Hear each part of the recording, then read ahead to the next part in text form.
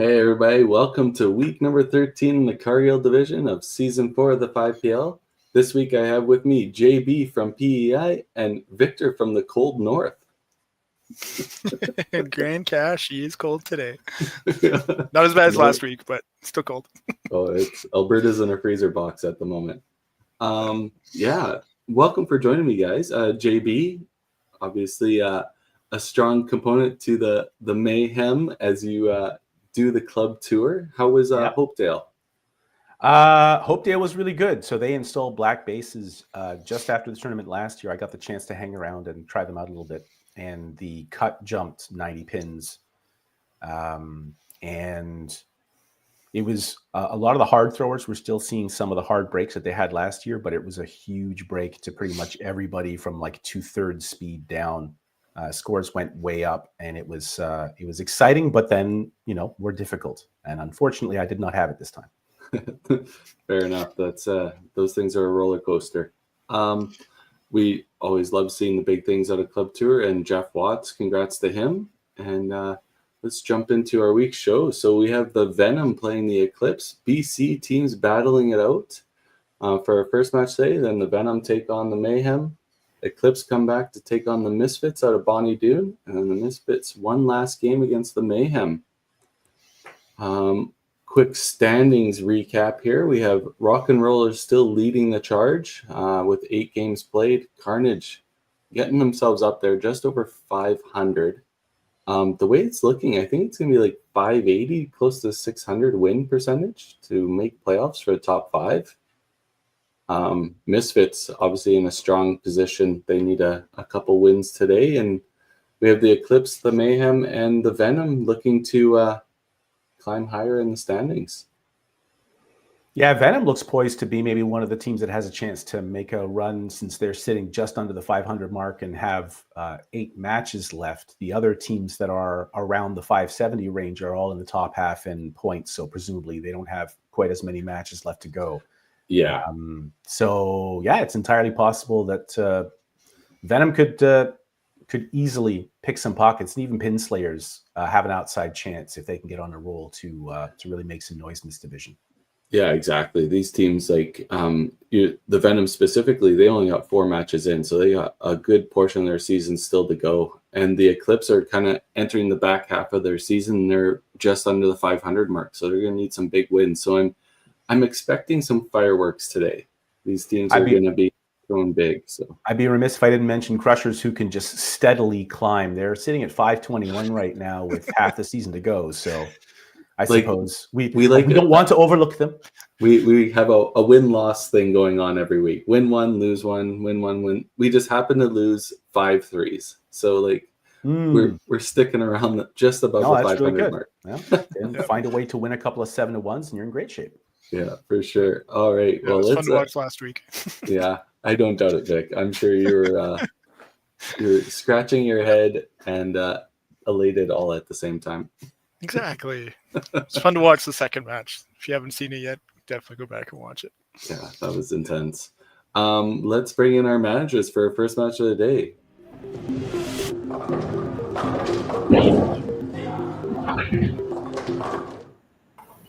All right, Rhonda from the Venom and Natalie from the Eclipse. I know it's an early morning out in BC, and even half an hour earlier, obviously, due to our Venom constraints. But thank you very much for joining us, guys. And is everybody awake and coffee filled? Oh, yeah, we've been here for an hour. It's everybody's good. It's starting to snow again here, but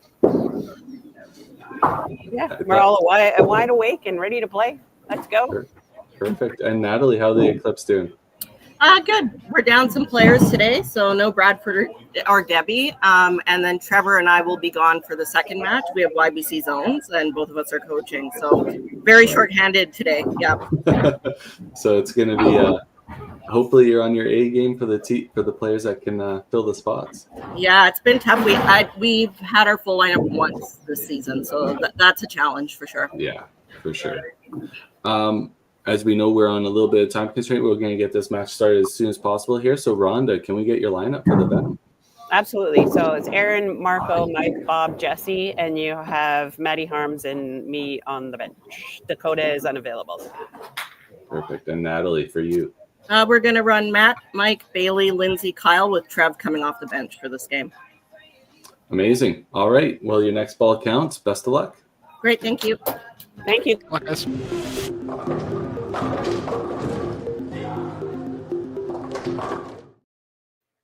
All right. Here we go. Cameras look good. We should have some good scoring matches here. I know the Venom, I believe in their first 2 matches or first 4 matches of the year, they were playing on lane 1 as well. So they're sitting right around that 500 mark. So they must like the lane. Yeah, a little extra space. Looks like to run it out a bit on the left side. Don't have to worry. I just love the wood look. Yeah. Oh Yeah, yeah, it is. nicely dark.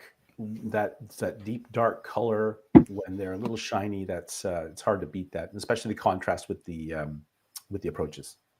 Yeah, the pins having the deck that lit up as well. Oh yeah, it looks so. It's really sharp. I'll be honest. and there's a exclamation mark to start.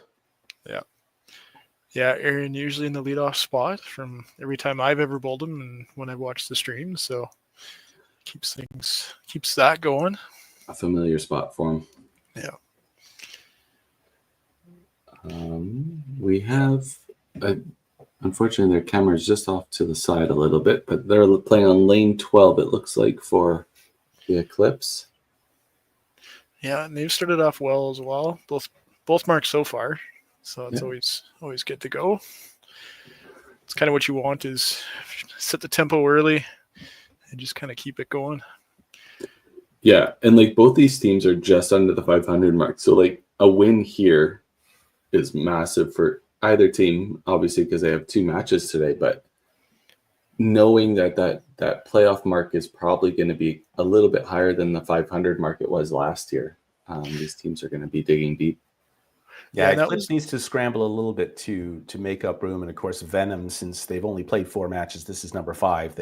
So much of their season is left to be decided that it's far too early to be projecting out where they're going to be. Yeah.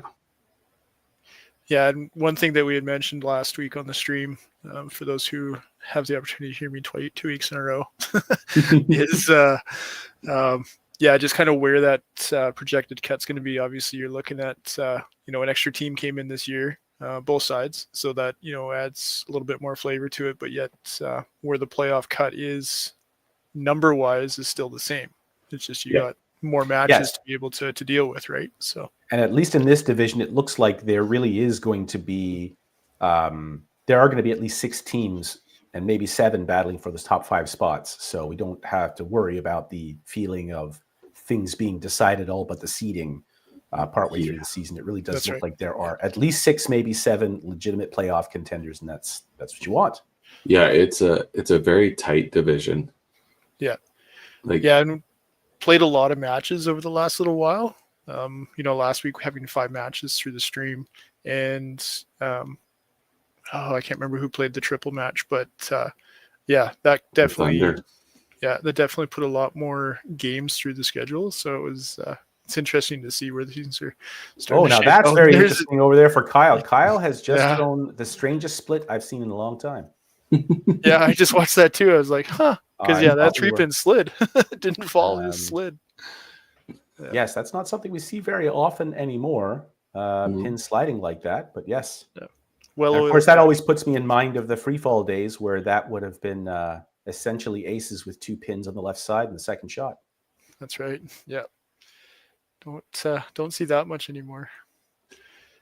Bobby, Scottsdale lanes was where I saw that most recently, where we had when the Open was held there, I guess 2019.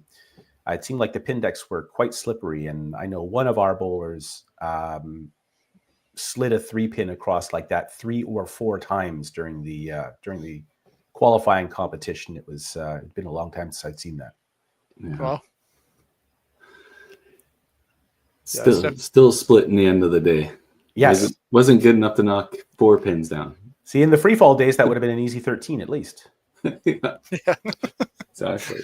Yeah. For those of you too young to know, in the old days of free fall, then that 3-pin would have stayed there for the second ball. That's right. Yep. Yeah, I learned that one the tough way with my first nationals in when I went to Winnipeg. That was a different center back then, Rosmere. Yeah, So, Rosmere. yeah. Was lucky enough to play there for only 2 games before the power went down. We got shipped off to Billy Mosienkos. Oh, I've never played there either. Well, they're not open in the summers. Yeah, well, that's Yeah. fair. So yeah, off to a decent start here for It is 71st. Few the picks. Eclipse. Yeah. Marco with a bit of a rough start, but it's just him getting loose. And I've never seen him worried, so I'm sure he'll just go up there like that first frame never happened. Yeah, it's the first on stream jitters, I guess. First start of the day, you'd think these guys would be throwing for at least half an hour beforehand, but it's sometimes that now we're live, now we got to do it, now we got to run. Yeah. So right, and no matter how much I am consciously aware of that thought and not letting it get too deep in my head, I really do struggle to get off to good starts, especially first shift of a tournament. The number of times that I've gone up there and missed in 3 or 4 frames to start game 1 of the first shift, I don't know why it is that I need time to settle in. But that's something that I've kind of got used to. No matter how good the warm-up feels, once the bell rings, I don't feel it, but it happens anyway. Yeah. Right. I think that's pretty common across the board, is right. You get up there, you can throw as many balls in practice as you want. You can Geno Z-bar that you can play all 16 lanes of practice. And then when you go to throw your first ball, it's like, okay, there's the adrenaline, there's the heartbeat, right? Yeah. Yeah, that's not something you can easily duplicate through practice. Yeah. And watching Bailey throw those first couple of shots here, he punched the first frame and then missed left on the second. So he might be just kind of feeling that a little bit too, just not quite comfortable yet.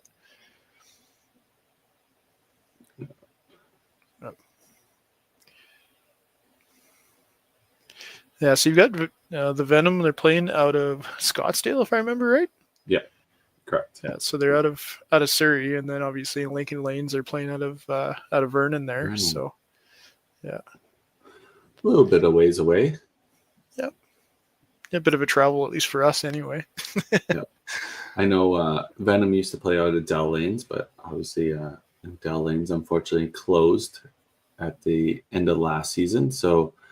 The Venom were in the off season. We're scrambling to find a center that they could play out of at a reasonable range for them to drive to. So they got the opportunity to play at Scottsdale, and unfortunately with some time constraints, because as Scottsdale does, it's a busy house. So they unfortunately couldn't accommodate the Pro League team to the best of what the Pro League would want. But we made it work, and hopefully all the teams are okay waking up that half hour early just to play the Venom. Yeah, well, it's good that accommodations can be made, because that's the biggest thing, is if you don't have a center you can play out of, then that makes it really hard to actually play. So it's good that things can work out for them.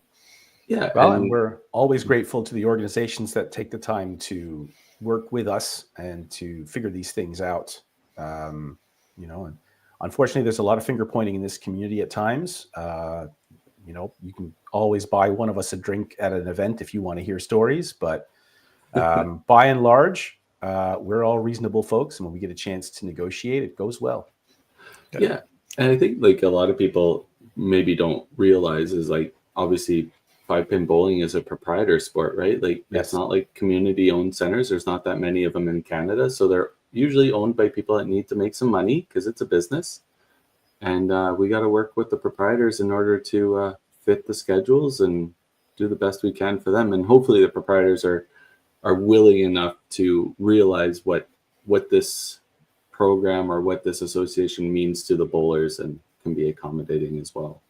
Yes, that also means that it's on us to help figure out how to drive some more revenue to the proprietors who are helping us out. So whatever you can do to get your friends to go out and bowl, company functions, any of that kind of stuff, the more we help them, the more likely they are to help us.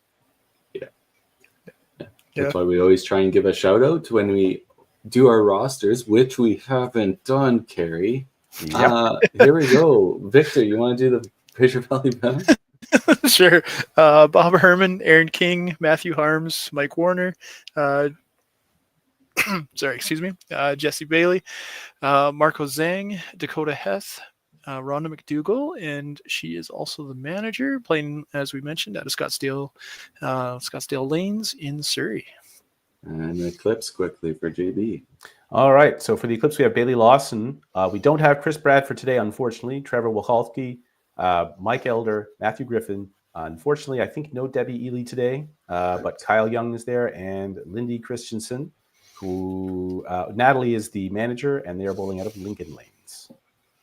You bet.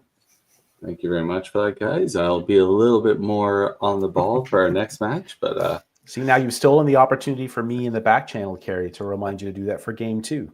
Yeah. It's almost as though my mere presence is enough of a reminder. You still may need to remind me. No problem. Let's be fair. So yes, unfortunately, we do not have Chris Bradford, but we do have the Kyle Young headband, so all is well on 5PL on a Sunday. I remember, so I don't know if people know the story about the headband. It was, I don't remember which tour finals. Mr. Dexter Wiseman made the show, and he couldn't wear a hat because, as much as a hat-wearing person I am, I don't believe in hat wearing for a television show to help promote the sport. So I told him he couldn't wear a hat. And then he asked about a headband. And I said, do whatever you want, Dexter. And then I believe Kyle Young made him a headband for the show, which he wore during the interview, but not on the show, thankfully. Nice. Always a little something extra, right? Always a story somewhere. Yeah. Old headband. All right. So that's a fantastic shot from Aaron there. Now we have a close match, slight edge to Eclipse after 3. Yeah, it was that punch on a double is going to give a little bit of that back. Lindsay now needs to jump on her double in order to really help the group out. No doubles on Venom's side. So they'll want to start building. They'll want to start building for the commercial break. So we're looking at, yes, maybe about a 30-pin lead on the Eclipse side. That double working down below. Lindsay has been cool. I think every show I've ran with Lindsay on the show, I think she's thrown like a 7-bagger. So, all right, well, that's certainly an association you want. That's fantastic right there. Marco's settling in, and now time for Venom's 2 high average bowlers to start their move.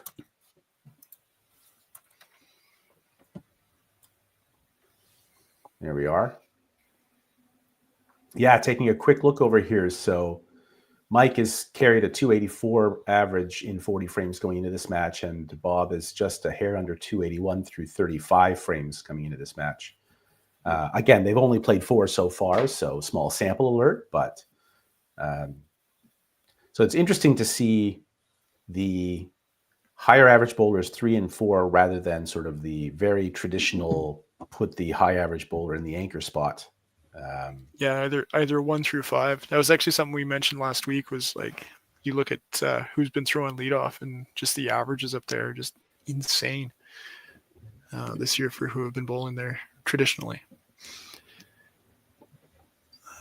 And that really does lead to sort of the typical question of, what are you looking for from the leadoff bowler? I think that, the anchor, of course, we're all looking for someone who feels comfortable. It's just like in baseball with your closer. It's not necessarily your best reliever, but it's the one who you think is going to worry the least in high pressure situations. But for the leadoff bowler, I mean, are things changing, or are people still looking for high energy, high speed, come off the lane wanting to kill everybody with happiness?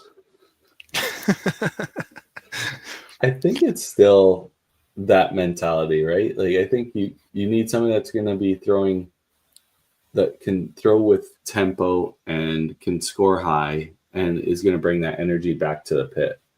I don't think that's disappeared so much.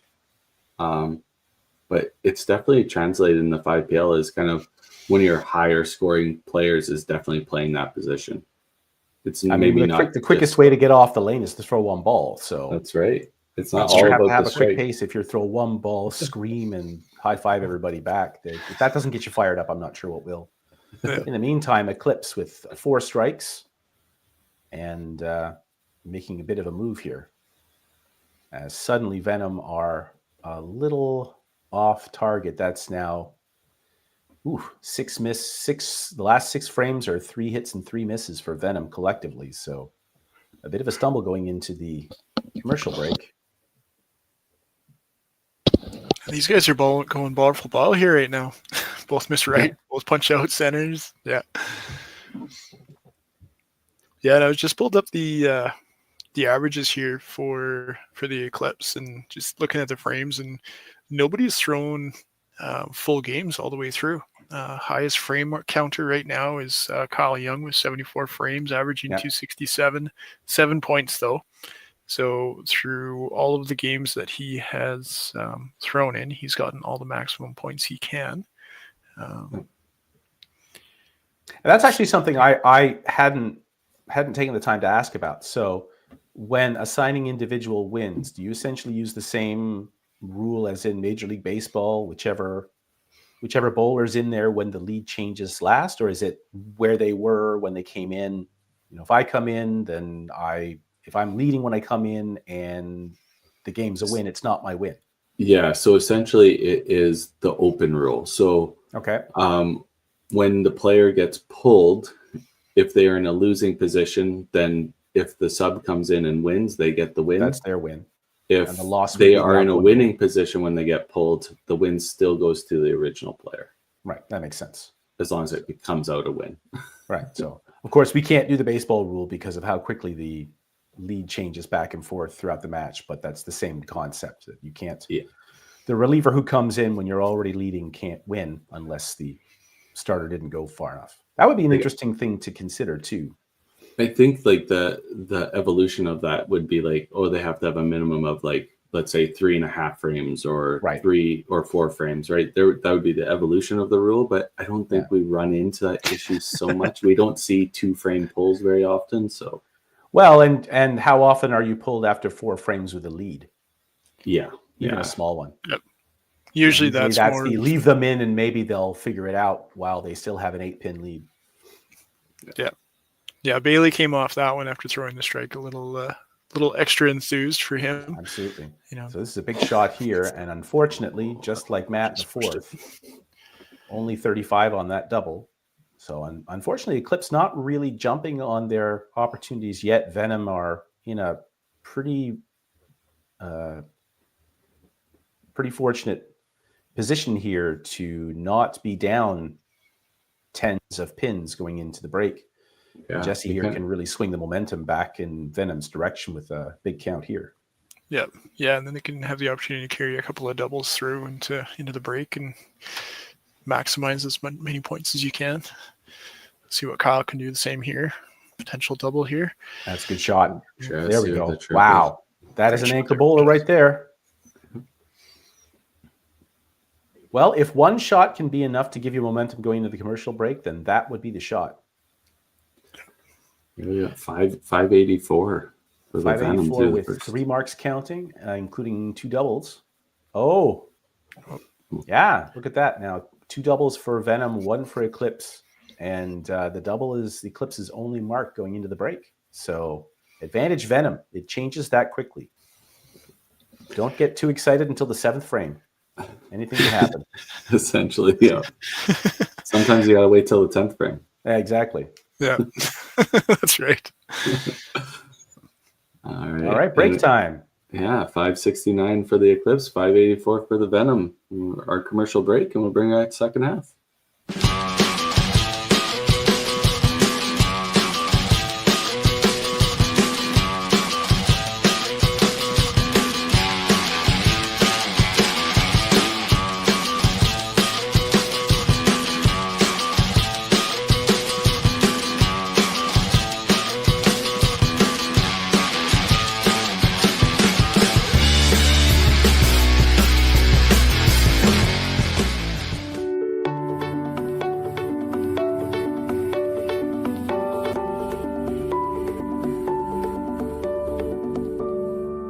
Cargill is proud to be supporting a truly Canadian sport like 5-pin bowling. We look forward to watching some great competition from many competitors and bowling centers across our country. With hundreds of locations across Canada, Cargill is committed to helping the Canadian farmer thrive. Whether it is selling commodities, getting agronomic advice, fertilizer needs, crop protection, and marketing expertise, Cargill is here to help. So please enjoy this bowling. Thank you.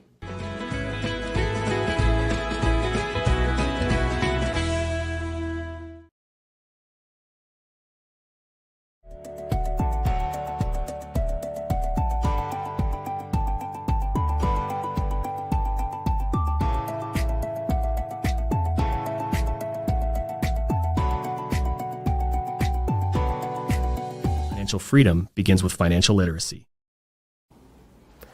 Hi, I'm Dave, and I'm thrilled to be a sponsor. My journey began as a teacher because of my deep passion for education. I brought that same passion into the financial world to help families achieve financial freedom. Financial freedom isn't just about having more, it's about knowing more. That's why I'm here to help you make smart decisions with insurance, investing, and lending, all in one place. I'm Dave, and together we'll help you achieve financial freedom.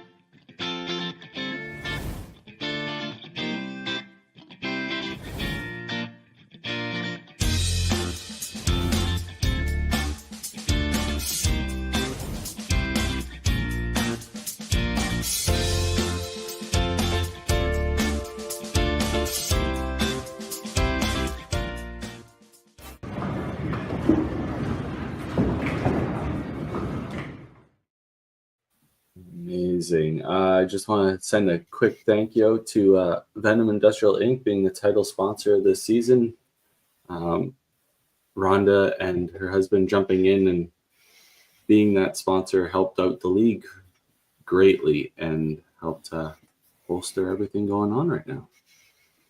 Yes, thanks very much. All sponsorship is welcome, but especially coming to the aid of people who need it is always a wonderful thing. And thanks again for everything you do for this league and for this sport. Yeah, it's always nice having the opportunity to have those come forward to be able to help. I know right now it seems like every zone, at least in Alberta, has some sort of little sponsorship run or way to build funds for their zone for different tournaments that they have going on. So it's always good to be able to support those as well. And when you've got sponsors who are willing to step up and come through in these things like this, it's a great spot for advertising, but always nice to be able to give back as well as a bowler, to be able to know which businesses are those that you want to step up and help out. Yeah, which businesses are behind bowling and wanting to keep the sport alive, right? As everybody, you can follow along at 5pinuniverse.ca season 4. Link is just scrolling across the bottom of the screen at the moment.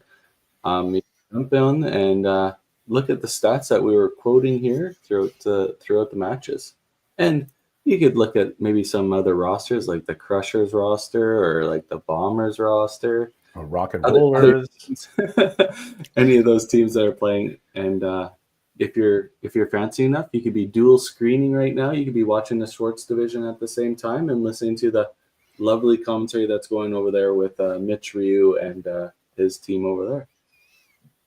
Yes, thanks very much. And so now here we are back with a bit of a limp out of the break. Looks like we already have our first change over on Venom's side. There is a spare in for Marco. So unfortunate, Marco with a slow start and 3 misses out of 6 frames. So time for him to sit in the corner and think about what he did. But that match, the first two matches are very much up for grabs. Lots left to go in these last 4 frames. So almost nothing decided there. It's a question now whether, what a nice kick from Mike. There we go. It's easier to average 280 with shots like that, isn't it? I believe that's the first ham bone of the day. Lovely. Power and rotation, as Johnny McDonald would say.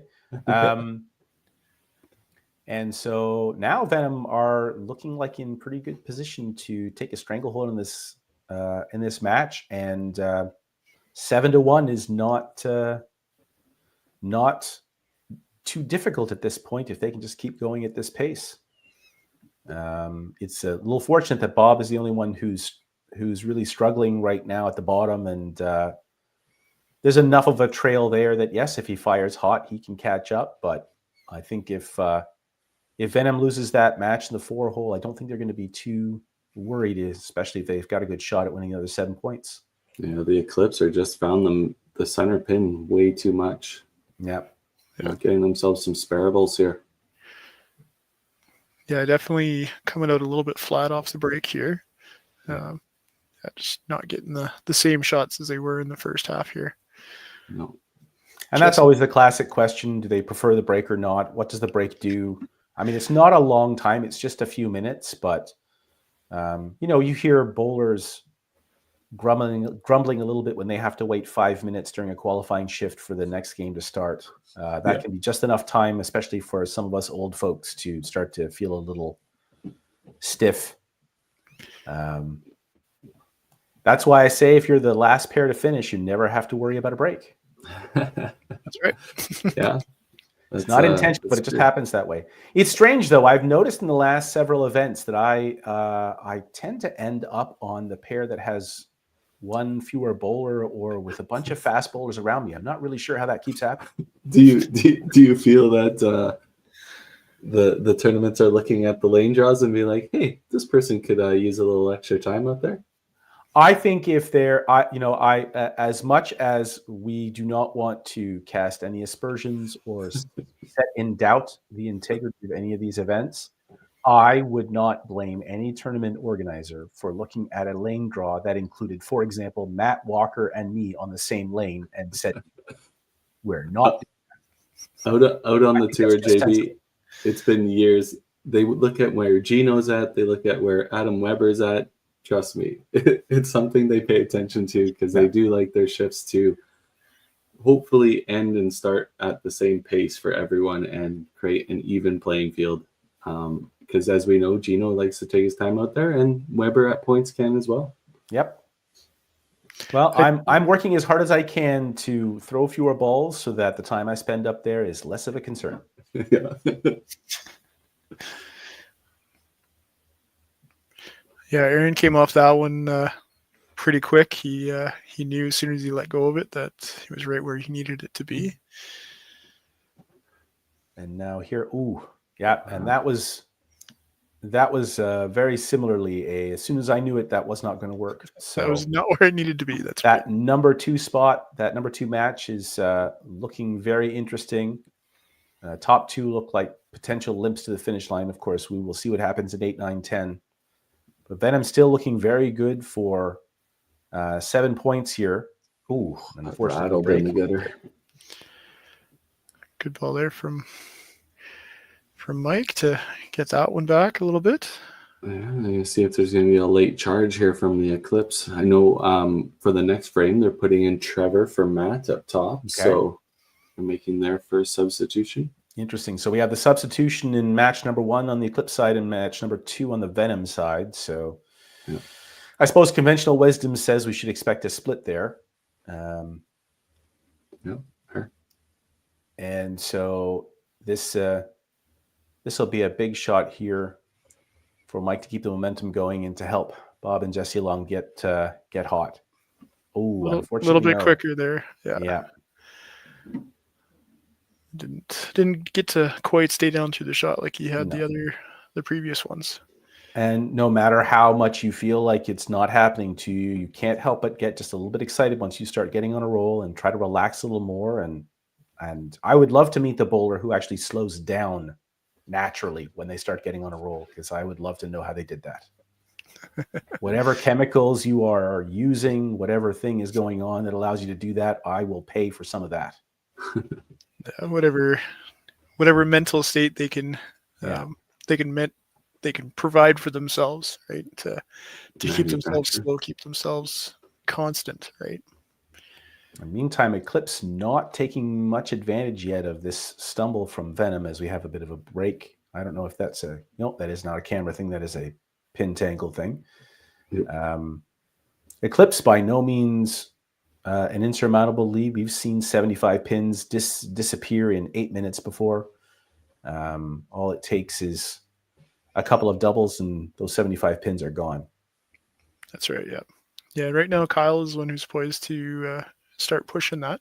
Definitely needs it not only for his individual match to try and gain some pins back on Jesse, but definitely to help stack the bottom is always where you're looking to be, and it's always what you want is points for bottom, right?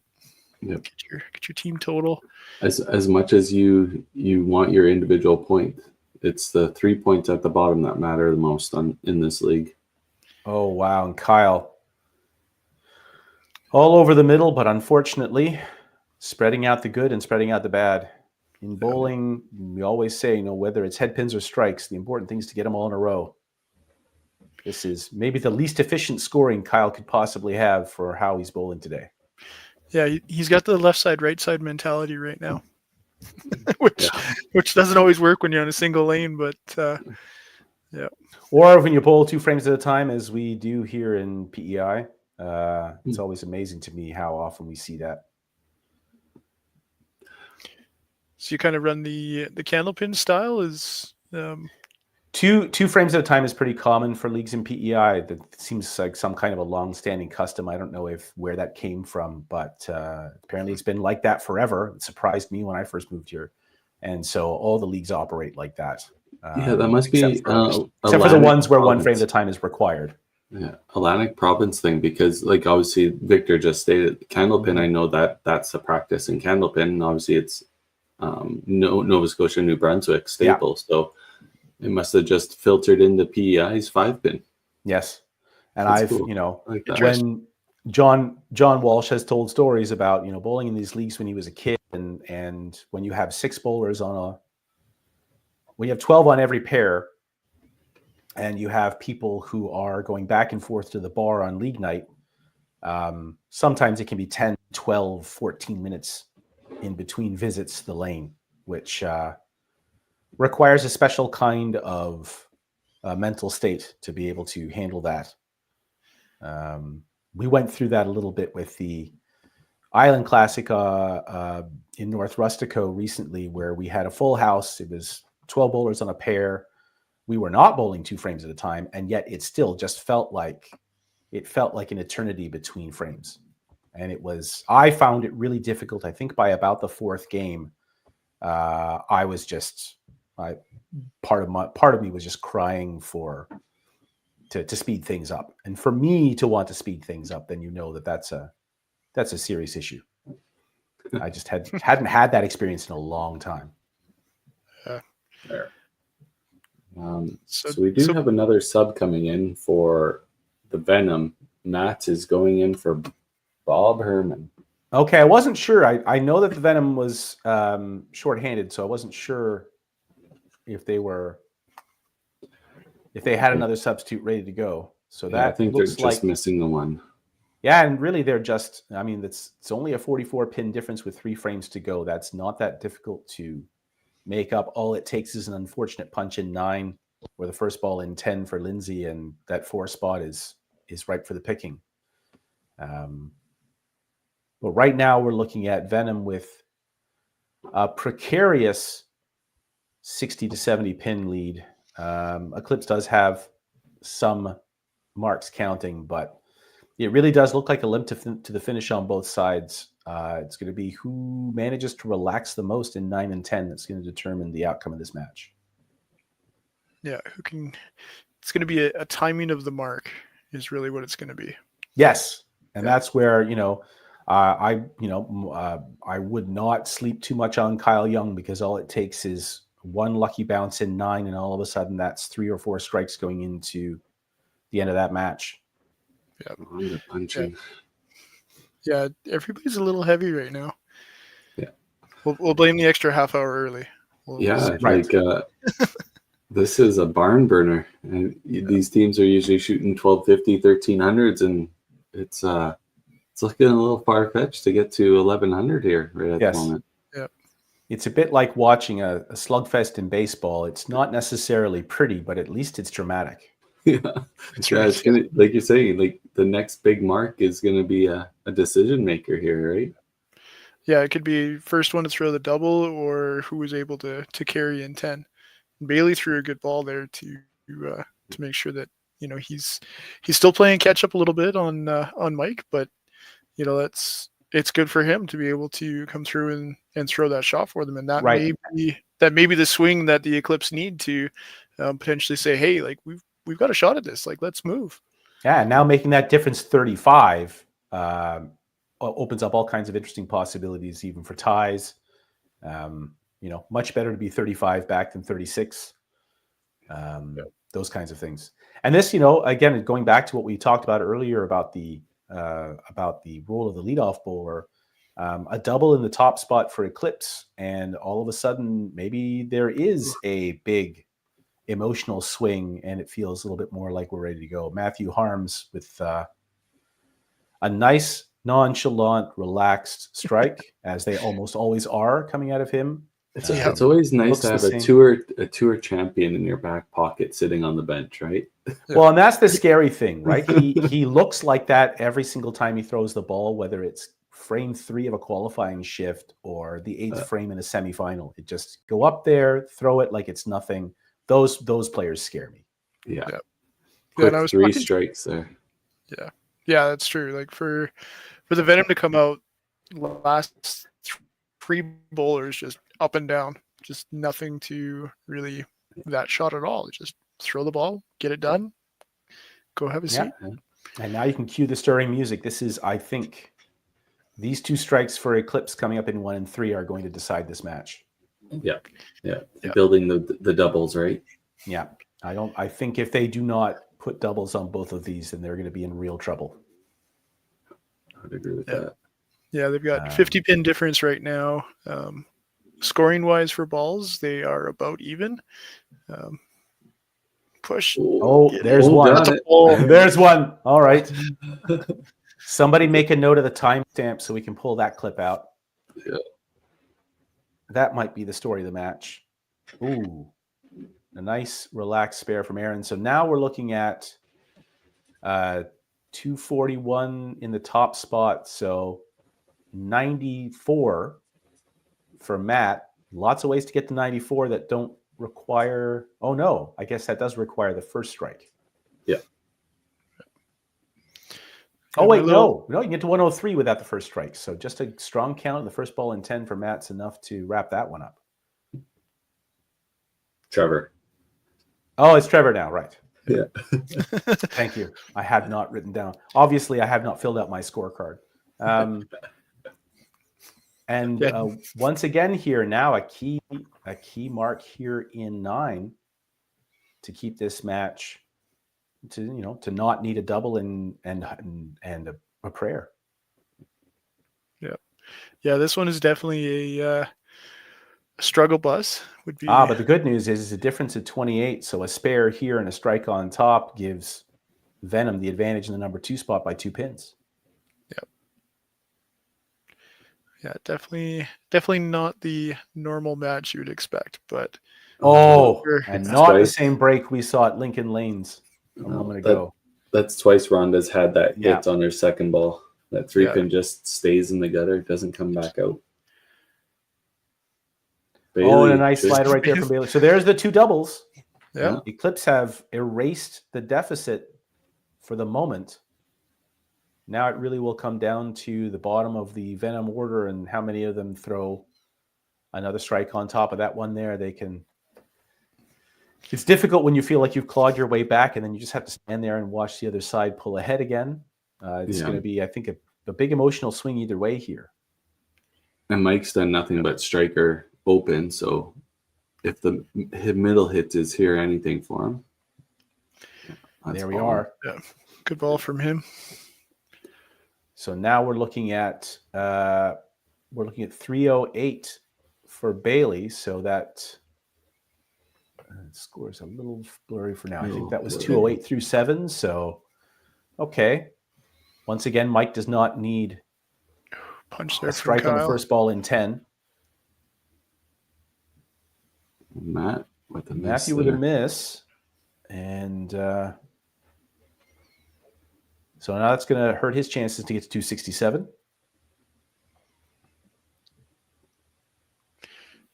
Yeah, make it a lot tougher for sure. Kyle doing what he can to pick up his pins.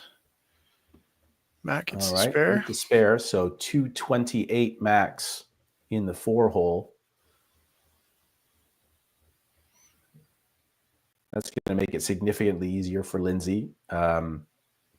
And again, no need for a strike on the first ball in 10 in the 4 spot for Lindsay either.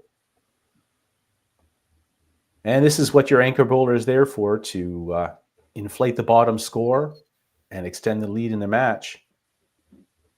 Oh, an unfortunate miss there. Not quite the same finish as she had before. Almost like it just. That did look a little bit like trying to reach out instead of finishing the shot. There we go. Delivery. Yeah. Right on the mark. And the look on her face says it all. Yep. I knew that's what I meant to do on the first ball. Why? Well, again, it doesn't take much adrenaline to shovel the ball out a little too far. Yep. Or hold it back just a little bit too. Now this is it. 2 doubles on the right side, 1 on the left. So,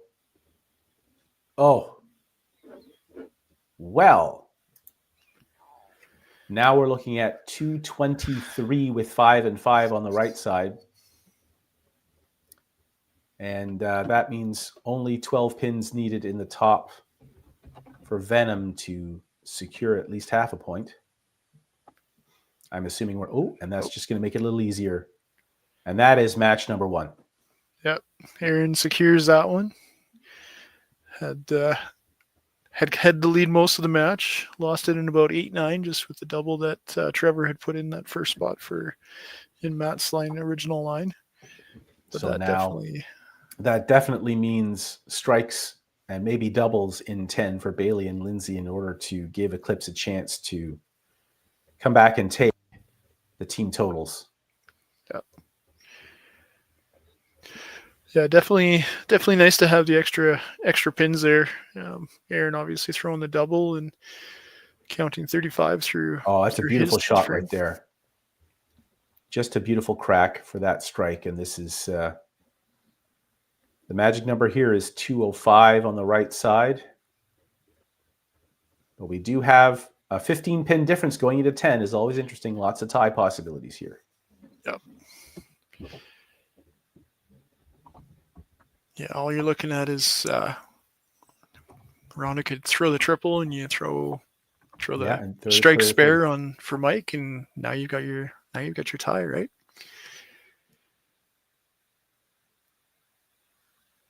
But that ball for Mike is way better. Oh, here we go. All right. Well, no tie, at least we don't think so. Only one of us threw a gutter ball in the last week, and it's nobody who's on those lanes right now. That's right. I wasn't the only one who did it in the tournament, and by the way, I didn't do mine in the playoffs. So we'll leave that. If you know, you know. The only other possibility is Mike throwing the strike. Strike and foul. But I was going to say, but unfortunately, going over, don't want that to happen. But that is the other option there. So it looks like we will have a split. Unfortunate for Rhonda. Just get the 10 more. And at this point, you're really just not trying to give Eclipse any feeling like they can pick your pocket for totals. That's all you can do at this point. Yep. Just throw solid shots.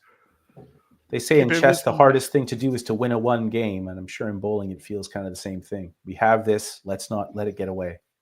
That's right. She covered her spare there. Good As 30 much as she count. could. All right.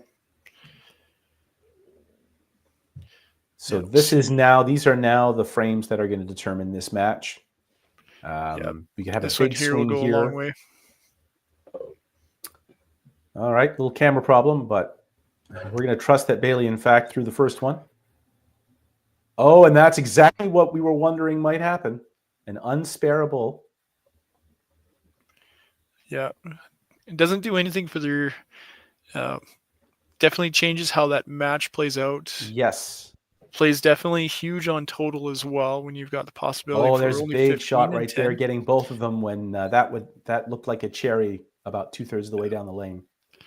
Yeah, that'll All right, so help. 289, 289 maximum. 7-1 is an interesting score from here. Yeah, Bailey looking to throw the second one here.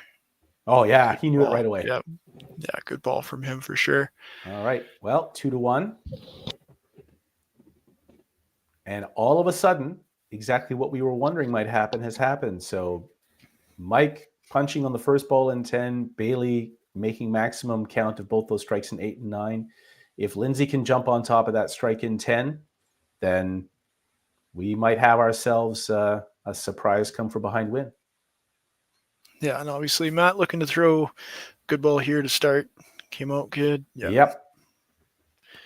No emotion, just same old Matt. And that's the funny thing, because he's clearly a more emotional guy off the lane, but he really has mastered at least the look of not worrying in the slightest when he's up there. You can't tell what's going on if you look at his face when he's up on the approach. That's right. Yep. Oh, and another slider. 10. That's the best there. That's best time to get it. All right, so now a difference of 54, but Lindsay can get 30 of that back right here. Yeah, I was gonna say obviously Venom have a few extra balls in right now, adding to that, but Matt obviously making the most of his opportunity there. An excellent shot and a key shot. I have the feeling that Venom is Venom is in extremely good position to hold on to those 3 points. But looking like 5-3. It might be exactly a 5-3 match, which never feels quite as good. Ooh, got this push for the second one too. 5-3 can really feel more like a loss than a win. Yes, when you feel like you got a lot more there, and then have within 8, 9, 10, you watched a couple of matches flip sides here really quickly. That weren't completely solid for sure, but when you're throwing the strikes, it's flips so much faster in 8, 9, 10 than it feels like in the entire rest of the game. Yes, and Rhonda having been tapped on the spare both in 7 and 9, obviously that's enough to account for the 30-pin difference in that match. Yep. Yeah.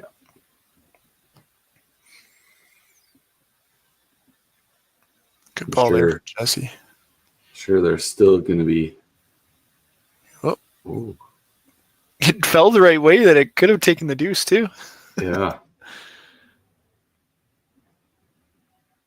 So with that makes that 5-3 now. Yeah, and so really nice win for Lindsay to bring the Eclipse to 3 points. Unfortunately, now that puts them at 30 and 42, so that's not quite moving up as quickly as they need to in order to join that playoff race. But at least they're still in the conversation, and all it takes is a couple of 7-1s, and everything can change. Yeah, they've got one more game later.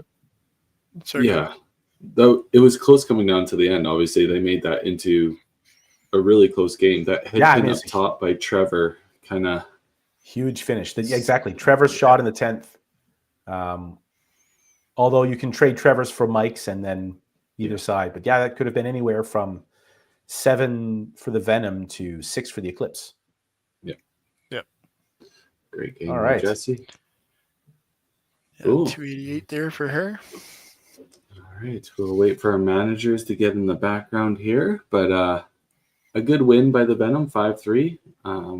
A loss is always tough, but the Eclipse obviously happier with a 3 loss than a 7-1. Yeah, and that brings Venom right up to the 500 line. They're 20-20 going into their next match. So many teams sitting around that 500 mark. Yeah. We'll bring in our beautiful faces back into the show. We'll put that in the background.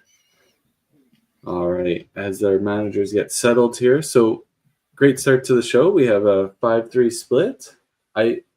5-3s are always kind of the worst for the teams because I feel like probably points slipped away or maybe they got away with it. But it's always great for the audience. The audience likes close matches, so we appreciate it. Yes, and even if it wasn't a nail biter, at least it was one where the 40-pin difference kind of felt like a 0-pin difference at points in the 10th frame. And that's really all you can ask for. When one side goes double in the 10th to make it close, that's always going to make for entertaining TV. We have Natalie in the background here. Hey, Nat. Welcome back to the show. And Rhonda's popping in right now. Amazing. Hey, sorry, guys. My computer reset on me. No worries. All good. So a 5-3 split. Obviously, the Venom on the good side of the 5-3. Close match all the way. A 10th frame there. We didn't know which way it could flip. Could have been 6-2 for the Eclipse, 7-1 or 6-2 for the Venom, or 7-1 for the Eclipse. It could have flipped that easily. So maybe just quickly go through your thoughts. We'll start with you, Nat, with the Eclipse. The team running into headpins there kind of after the commercial break. Yeah, we started strong and then fell off a little going into the commercial break and didn't really pick it back up until 9-10. And, it's too long of a break. We just didn't quite ever get it going until 10th frame was great. I'm not, not mad at that, but we just never really quite got it going. Fair enough. And Rhonda, team, was anybody shaking in their boots there coming in on 9-10 or what was going on? No, I mean, every single game that we've played so far has been won or lost in the 10th frame. Yeah, and so this is not new to us, especially this year. We've been on the one side trying to fight for it, and we've had the lead, and it's gone back and forth, and so we're kind of used to this, and we just kind of go with it because you just never know if the pins are you even said my 2 spares. I should have had 2 spares, and I got tapped royally on. I wanted to ask you about that. That could have been the difference in the game too, right? From my game, and that's what you get. You miss the middle, pay the piper is what I've always been taught since I was very young. And you're going to throw the second ball greater than the first one. Sorry. That's the way it goes. I think that's kind of the story of the Cargill division this season is the 5-3, the 6-2 splits going on a lot. Yeah. It's all the teams are running into that. We'll that one in the 10th frame, or we won that one in the 10th frame. Where is the battle for the Cargill division, right? Kind of everybody sitting around that 500 mark. Yeah, exactly. Well, we will continue the show rolling here. Eclipse, Natalie, we won't see you later, but no, you'll see Kyle instead, my lesser half. I feel bad for you to alleviate your spot to him, but best of luck for your zones going on later today. Thank you. And Rhonda, we'll see you in about 5 minutes. Sounds great. All right. Thank you. Good luck in your next game.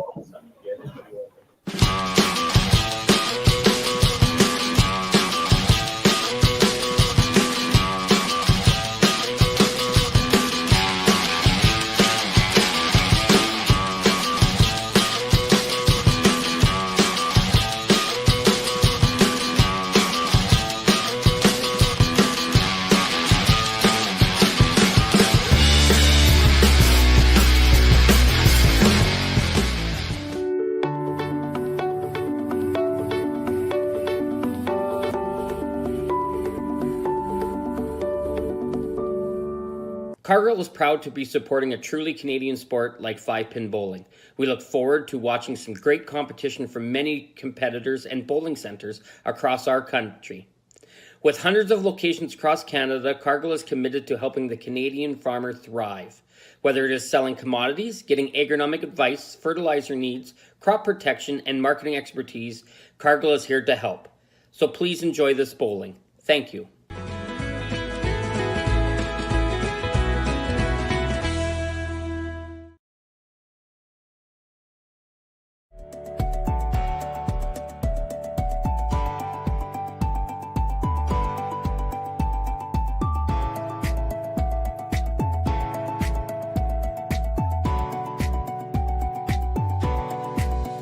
Financial freedom begins with financial literacy. Hi, I'm Dave, and I'm thrilled to be a sponsor. My journey began as a teacher because of my deep passion for education.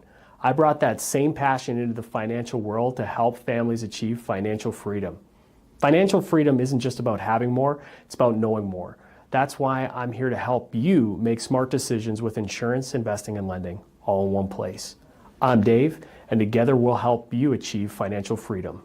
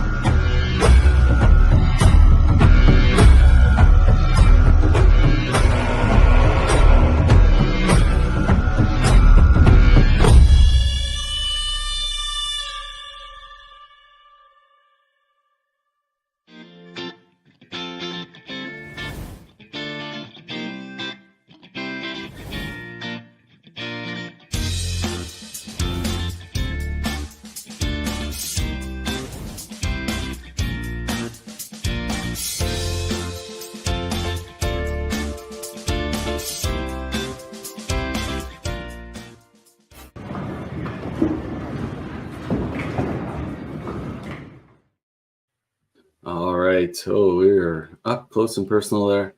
Our next match coming up here, we have the Venom versus the Mayhem. We see we have a secret fan in the audience in our Yes, commentary. this is game-worn John Cowan hat with authentic John Cowan head sweat. So there we go. We'll enjoy that for a couple of matches today. Amazing, amazing. All right, let's bring in our team managers for here.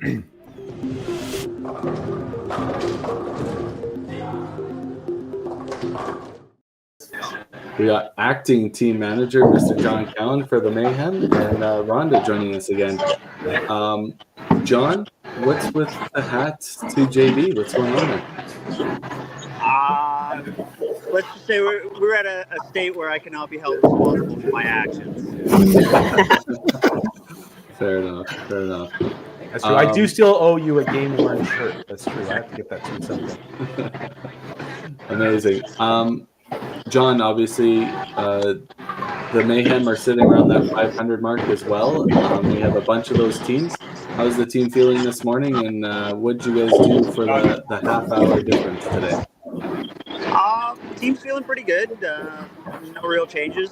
The half-hour difference just means it's at 10:30 instead of an 11 show up for this match. So it's still not a bad time to get our day started. Nice and awake. Gave us some time to deal with the 10, 20 centimeters of snow that some of us had to deal with this morning. Fair enough. And is the manager, Steve Barker, cruising right now? Is he going to be watching the show or what? Yeah, he's going to be watching while he's taking some heat in our team group chat from the guys on the bench. He just chimed in as well. Fair enough. Fair enough. All right. Well, Rhonda, obviously you guys just got off a close win, 5-3. This is one of the teams that you're going to be battling for those playoff spots, as they're sitting around the same mark as you guys. We're expecting some big shots here. And with that all being said, what's your lineup? We are going to go Aaron, Rhonda, Mike, Maddie, Jesse, and we got Marco and Bob on the bench. Amazing. And Mr. John Cowan, Mayhem schedule or roster, sorry. I will be leading off. Gavin second. We got Linda 3, Connie 4, Ian 5. We got Matt and Jeff on the bench, and Nathan's in charge of doing the trash talking for Steve on his cruise. Thank you, Nathan. Awesome. Well, best of luck, and we're looking for more strikes today. So go get them. All right. Good luck, guys. Thank you. Good luck.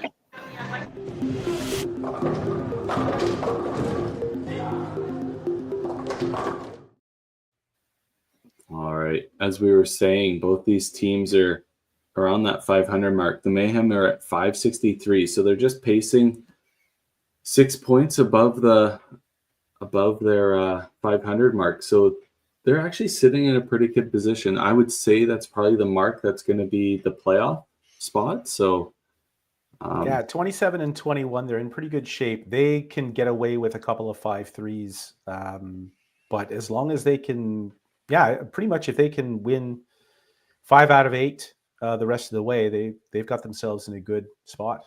Yeah, I would say they're probably the team that all these ones that are just below that 560 mark are looking at, and they're like, that's the team we got to catch.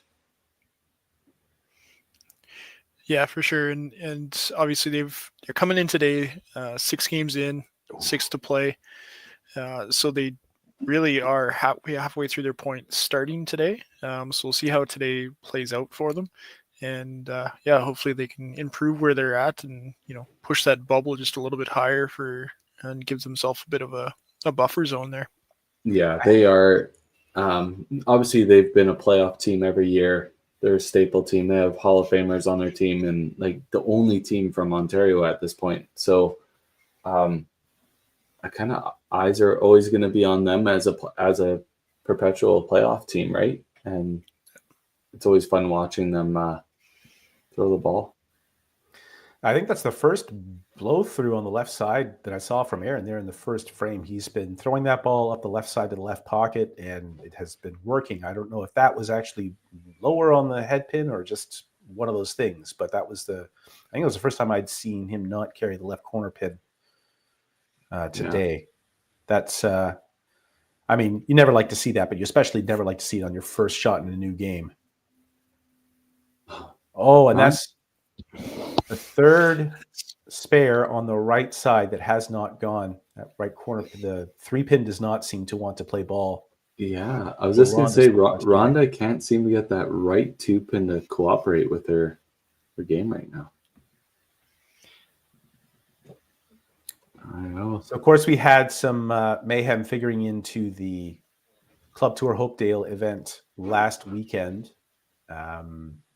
So for those who don't know, this was the first year of Club Tour at Hopedale with the new black bases on the pins. And so a lot of the players had seen Hopedale as kind of a graveyard, but the scores were way up. The cut went from the 1980 region to 2076 this time around. And they managed to get 242 entries out of a maximum 256 available to them. So thanks very much to the staff at Hopedale Bowl and the proprietors for giving us a great break on the price to be there for the weekend and providing really nice scoring conditions compared to what people have seen in the past. And Linda McLean finished in a 3-way tie for 2076 and won a 3-way roll-off to sneak into the top 32 on Sunday. Yeah, and it's never an easy thing to do, going head to head, but she's a great bowler. She's been around long enough, knows what needs to be done to get the job done. And that was one of those events where the shifts were dragging on. Both afternoon shifts started over an hour late. Just a combination of deliberate play and some small lane issues that just were happening more often than normal. And so that Saturday evening shift finished, I think, just after midnight. So they ended up doing that roll off at 8 o'clock in the morning Sunday. So that, it's never fun to wake up that early, go in, throw one match, and go home. So Congratulations to Linda for being the one to make it through. And that event also uses the Autumn Open style playoff. So it was 8 games for the top 32 to get down to 16, but then the top 16 played 15 games. And so I'm looking through the list here. No mayhem in the top 16, but congratulations again to Jeff Watts for averaging 285 and winning 9 out of 15 matches to get the maximum 180 Club Tour points last weekend. Yeah, he played really well last weekend, following along as best I could between the stream and just watching afterwards as well. It's not as much fun when you can't actually watch the games itself, but when you're still watching the score, it's fun to see the transition for some of the players. as they go through and find the groove. Dwayne Delarty was one that I seem to be following a lot more lately than I used to. Definitely pushed his game, and so it was fun to watch him. I think he finished second or third. I can't. He finished second, and he had a punch. Right. He had a punch in the middle of game 15 that stopped him from shooting about a 740 double down the stretch to win. Yeah. He had a shot. He shot the 386 in game 14, and then he had the punch, I think, in the 6th frame maybe of the 15th game, and that ended up keeping him the 70 odd back. He was, for him to be 175 back going to the last two and then make it close coming down the stretch was That's right. pretty fun to watch. And we really also need to mention teenager Ryan Luker, who finished third, and including a 589 double down the stretch to make it that close. So it was really an impressive event. It was a lot of fun, exciting down the stretch. Ian Gowell shot 337 and 356 down the stretch to get back into the top half. He had a fantastic weekend. It's a lot of fun, and a good reminder that that 16 player pod format, just how grueling that is. Yes, yeah, it definitely can be. Done it a few times at Paradise for their Autumn Open. I know Carrie's done it more than me for sure. He's had a lot more success with it as well. Sorry, I just stepped back into silence. the conversation. No, What are we not at talking all. about? My name came up. Yeah. Talking about the fun of the 16 player round robin finish. Oh yes. I did see that Hopedale has that tradition as well. Yeah, it's interesting. If you're in it in the last part of it, in the last third of it, then it's exhilarating and fun. But if you are not a part of it, it is a grind to finish those last 5 games when it really doesn't matter to you. Yeah. Well, I experienced the junior version of that back at the Quebec Classic this past year. Unfortunately, shot 7 210s and was not in any of the conversation of my playoff pod. And even at just 7 games, after the first 5, when you realize that you don't have it that day, it's the two thoughts are in your head at the same time. One is, well, I guess this is over. And the other is, hey, wait, I can affect who wins this pod. I need to show up. Yeah, exactly. And that's the point that they grind into people is like, whatever you do still matters to the ones still playing. Yeah. Right. Like this the ones that, for me, how you can show respect to your competition by making sure that you don't take the rest of the playoff off just because you're not in it any longer. Yeah. And I'm sure the rest of the players appreciate it. Maybe the ones that you maybe ruin their day probably don't appreciate it, but they would respect it in the end, knowing that that's what the point of the game is the. And for what it's worth, I was definitely an equal opportunity opponent. I think I really did shoot 7 210s. So I don't think I was threatening to ruin anyone's day. If anything, I gave everyone an equal chance. Yeah, I think it's great for the integrity of the sport too. You don't just get teams, or you don't want to have people that just kind of roll over, yes, and just kind of say, yeah, I'm done, and then that's it. Yeah. We're on to this time with a miss on the spare, and I believe that clap means, yeah, I'm done. Yeah, I was just gonna say the second frame for the Venom they came out really, really strong. Whereas the Mayhem was a little bit slower, but they've completely turned it around this frame. Absolutely. Yeah. All right. Let's see if Ian will lead the group to the bar. Oh, not quite. That's a double. So yeah, just to finish some of the thoughts on Hopedale. So Linda qualified tied for 32nd at 2076, which, as I mentioned earlier, was about 90 pins higher than the cut line was the previous year. And then looking up, John Cowan finished 22nd with 2103, finishing with a 628 double down the stretch. And I believe those are all our Mayhems. The top qualifier was Lyle Dolph with a 2341, who came down the stretch shooting 912 308, 303, 301 to take the top qualifier away from Kevin Berg. Right. Oh, Mike. Mike's been strike or nothing. Yes. the whole time. I think there's been the one spare, and that was it. Yeah. He had a 5 spare in frame 2, I In think, for frame the 2, last the game. first game, yeah. But, you know, we always talk about teams talk about 4-mark frames. The only thing better than a 4-mark frame is a 4-strike frame. And so now Mayhem are threatening to extend a lead going into the break. And if the Venom thought the break was a little bit too much for them the first time around, then they could be staring at a 70, maybe 100 pin deficit at this rate. Now we need, again, it's like it always is. It just takes a punch on a double, any kind of open on a double, to swing the momentum wildly in either direction. Yeah, Matt will be looking to keep the team momentum going and keeping a double going, but unfortunately missing to the side too. Yeah, Yeah. I was gonna say, just looked like he kind of drove that ball a little bit much compared to normal. Yeah, wasn't quite as freewheely on that one.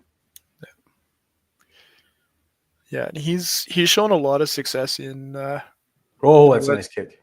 Yeah, in the WCBT on the tours. Every time I end up having to play him, it's just like, am I just going to get blown out by him just throwing strikes again? Like, so Yeah, it really does seem. I mean, I haven't bowled a match with him, but it does seem intimidating. Just how the combination of how relaxed he looks, and that, you know, it's just free and easy. It doesn't look like there's much effort involved, and that his expression never changes. Yeah. Like, there's no psyching that guy out. You're just hoping that, you know, he does have a couple of mechanical quirks that make you think, well, maybe he'll get a little inconsistent for 4 or 5 shots, and that's all I need. That's all the opening I need against him. But if that doesn't happen, then it's just you look up and there's 360 staring at you in the face. Yeah, And yeah, exactly. That's now 2 blow-throughs. I missed the right corner in the 3rd frame, but he had the blow-through on the left side in the 1st frame, and that one there. And it was almost the exact same shot. Okay. Between 3rd and 4th frame here for Aaron.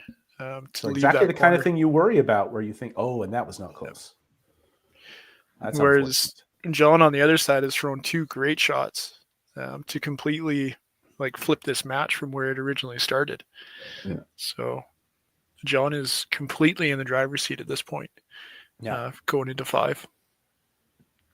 And John and Matthew both have that very freewheeling mindset and approach in common. And that does make John susceptible to, this isn't my day. You know, he's not a target bowler. He's very much a, you know, this is what feels good. And of course, at the ball speed he throws, you never know what you're going to get. He's really often at the mercy of what the bowling center will give him. Yeah. He was exactly the kind of player who really benefited by the changes at Hopedale this year. He still had there was still a lot of shrugs and a lot of let's say annoyed reactions at some of the pinfall, but not nearly as many as there were before those black bases were put on. Yeah, a few of those pushes that maybe wouldn't go, maybe they're now going just because the change in the bases. But usually what that comes with as well is your ball's hitting a different spot on the band as well. So you're getting a little bit different reaction from that in itself. Yes, you're only talking about, not even 1/8 of an inch in difference in where it's hitting. But when you throw at the velocity that you throw, it makes a huge difference on how it comes through. So, and certainly, I'm going to take more corner pins than chops. That's a great. I'll take that trade all the time. Yeah. Single pins over 2 pin spares every day of the week. As long as you're able to get them, and then it's the most frustrating thing ever, right? Yeah. So, yeah, because I know Nebs plays 17-inch centers. Depending on which set of lanes you're on, unless they've made it all consistent since I was last there. So 17-inch centers on the high end for sure with the bases. Whereas I believe Scottsdale is still playing 18-inch centers.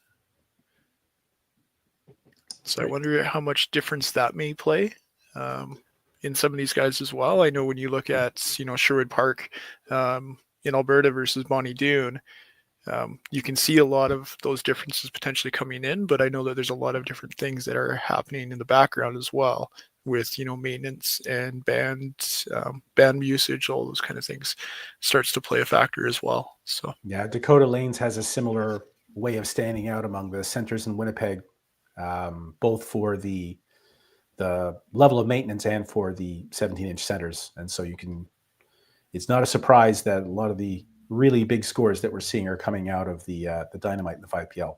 Yeah, exactly. Yeah, and I believe they're playing. They've got a triple match today over on the other side? No, they only have a single match single against match the Revengers today. Oh, that's right. That was the oddball. Yeah, and the Revengers, they were bringing back a Season 3 player for their emergency spare today. Oh, wow. Mr. Brad Mowens. Yeah, bringing the brother in. Making a showing for their Season 4. Yeah.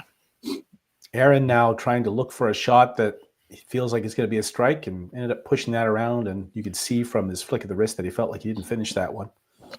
Yeah, just not the same looking. And, and that is. He wiggled it. I mean, it's tough to see Rhonda get that kind of reaction. But when you throw the ball that hard and see that kind of reaction, it's the same problem, but at that speed, it looks worse. That's right. It just feels more like, wow. And then miss the spare there, which always hurts as well. That's the one thing that I hate the most is when you go and feel like you threw a good shot, didn't get the reaction that you wanted, and then blow by the spare. And it's just it just feels so much worse on the first shot as well. It's like, oh, well, this is where I've gotten into some interesting discussions with folks about the mindset around that situation, because the brain's a prediction machine, and when something happens that the brain doesn't think should have happened, it sends these signals to your body that makes you want to go up and try again, because it wants another chance to predict what's going to happen as soon as possible. And that's where you see players jump up there.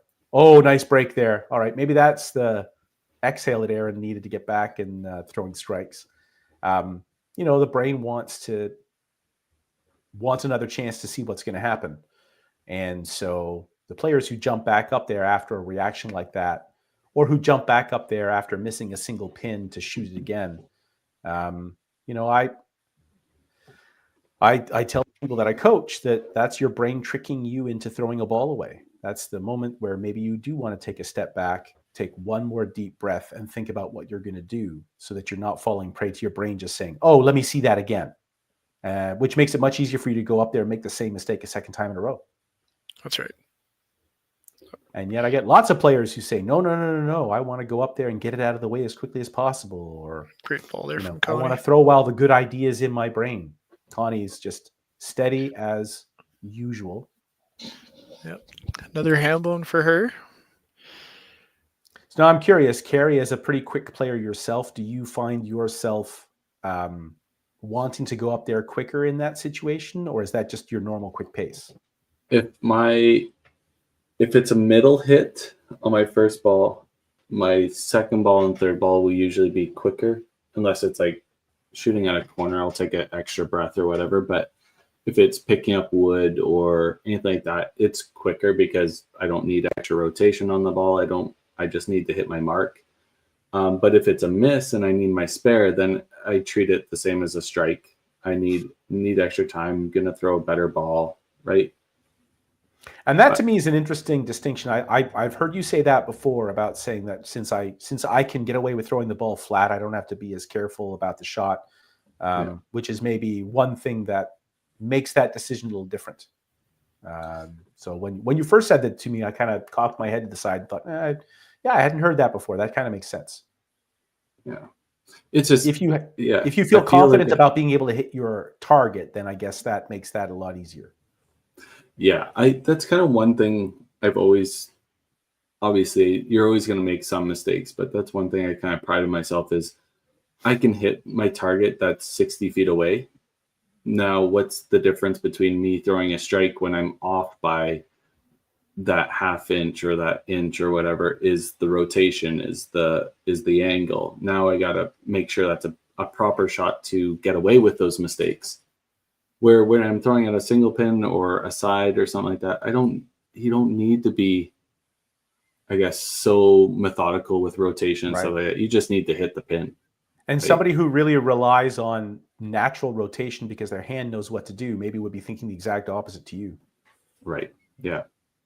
Meantime, an interesting mix here. 2 doubles on the left side, 1 on the right, but more strikes on the right side. Yeah, we got 626 for the Mayhem to 551 for the Venom. So Mayhem with a slight lead here, and they got a big double working. But we have 2 doubles on the Venom side. So we'll run our commercial, and we'll bring back second half of this match.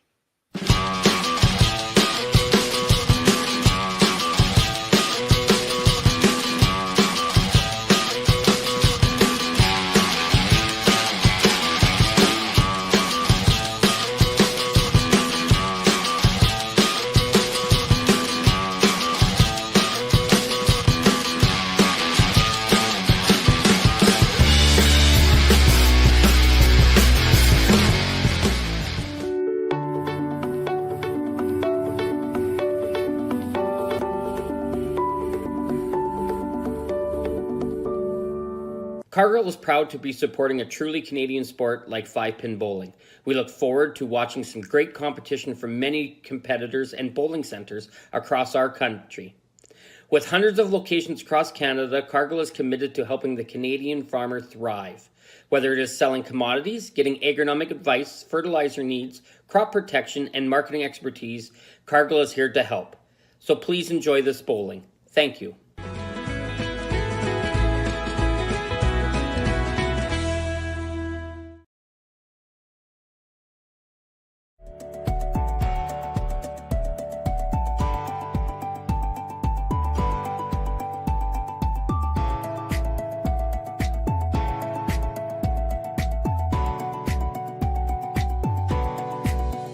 Financial freedom begins with financial literacy.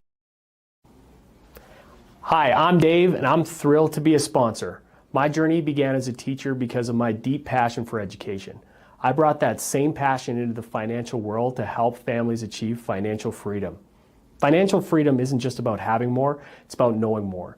That's why I'm here to help you make smart decisions with insurance, investing, and lending, all in one place. I'm Dave, and together we'll help you achieve financial freedom.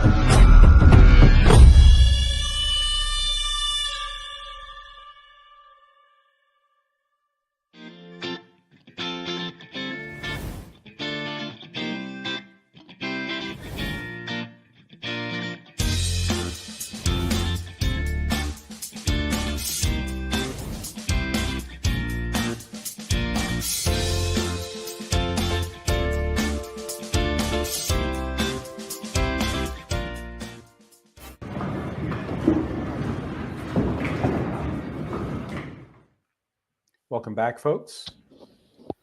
There we go. So we are looking at really about a 70-pin lead now for Mayhem, starting the 6th frame in that first match.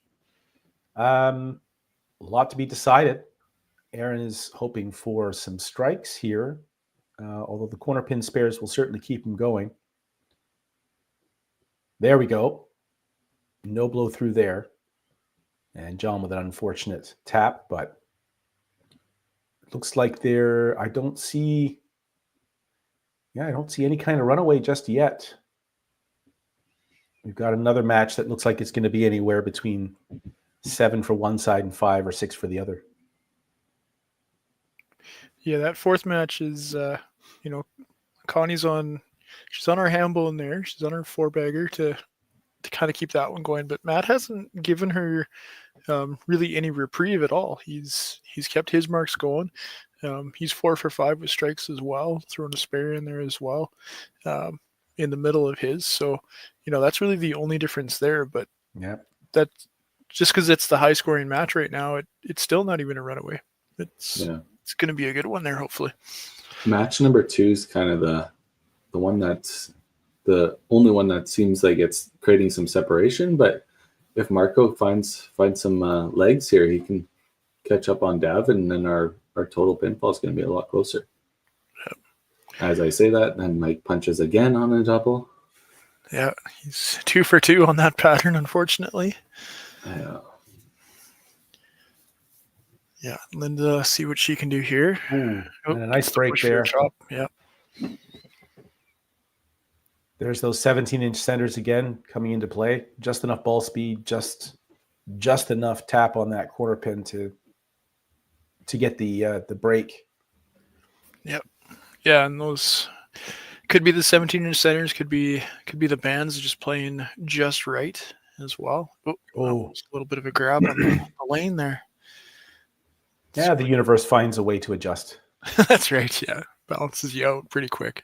So now we're looking at a 20-pin difference in the third spot, and 15 in the bottom spot. There's really, as Carrie mentioned, the number 2 is the only one where Davin is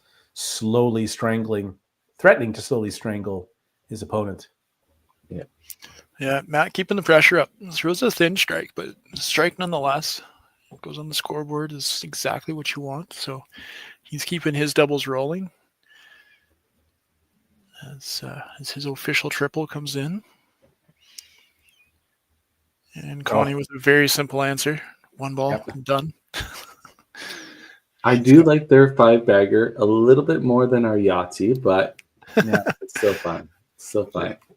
The Jeff Forrester 5 in a row still gets me every time out at a club tour. But Jeff unfortunately was a shot and a half short of the cut in Hopedale last weekend, but still a very solid 20-51, including a 6-13 double in the middle that helped his cause. Jeff is known for those big 300s when he needs them. All right, now we see Matt Houston in for Ian. I guess that was a during the break change, or did that just happen? I missed it. Just happened. Okay. Yeah, Ian threw ball 1, and then Matt came in for the second ball there, and he had a good showing again, making the top 16. Yeah, he qualified third with 22.89 with a 6.78 double down the stretch to jump into that position. Yeah, he always seems to find a way to make it into the final rounds and perform well. And he really does exemplify the benefit of being so mechanically sound, that he just the such economy of movement, such a smooth delivery that he strikes me as the kind of bowler that when he does start to feel a bit off, could get really confused about what could possibly be going wrong. That his mediocre performances probably boil down much more often to not being able to figure out the pinfall rather than breakdowns in his approach or his mechanics. Yeah, I agree. Yeah, so a bit of a shift here. First match, Aaron missed his spare. So he'll give up a few pins going into the next frame there. Indeed, right there. That is, and it's Aaron should be in the lead and isn't due to those 2 missed spares. Yeah. So still not much decided in the first spot. We really are still, and Davin just keeps 28, 25, 30. Then again, that's like the chess grandmaster who just slowly squeezes you to death. Yeah, and those are sometimes the ones where it's like you feel like you're on the opposite side of that. You're feeling you're okay, you're throwing a good ball, you're getting all your marks, doing what you need to do, but then you look over and they're right there with you. doing the exact Yeah. same thing, and that's Connie and Matt, they're doing the exact same thing there. Nobody's batting an eye right now as to who wants to take the stranglehold. They're just throwing balls together and seeing who comes out the winner. And now for the potential for the big momentum swing right here. It's who opens first. Yeah. I was going to say Matt dropped. Oh, and misses on both sides. Very interesting. wow. I was going to say Matt didn't get the finish on his. I was more watching his shot than I was Connie's, but yeah, end result ended up the same for both of them. Missed the middle by the same amount. Yeah. Just slid by. That's not quite as fun as the aces that happened within a second of each other, but Yeah, fair. still fun. And they It's both fair. get the All right. spares as well. Just hang with him. Yeah. So that leaves Matthew really just one shot behind. Not even. Yeah, one shot behind. That's certainly. And now with the spares, this is usually the situation where one of them is going to punch, and that's going to really feel like the slap in the face. You get on a run, you finally miss, you make the spare, and then how inevitable is it that it's an unspareable on the next shot and the bad count of the spare? Then you really feel like all that good work is for nothing. Yeah, it's that little bit of extra mental pressure that you put on yourself to try and make sure you throw a good ball to come back. Exactly. Yeah, it ends up kind of biting you in the butt, so to speak. Right. And we think we maybe saw that in the last match when Jesse seemed to push that. Oh, there's aces. Apparently I can summon them now. I didn't think I said it 3 times. But yeah, we saw that in the last match with Jesse sort of appearing maybe to push a ball out after a spare, trying to get that key strike at a big moment in the first match. Yeah.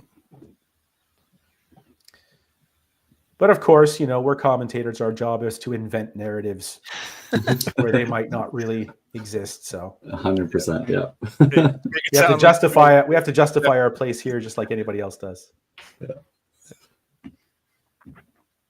Well, now that first match looks quite a bit different. John's in a position now to be more than 15 ahead, which, I'd rather be 16 ahead than 14 in any situation. And that's just going to make it that much easier for John to get away with one, or make it that much harder for Aaron to catch him. And in the meantime, Davin is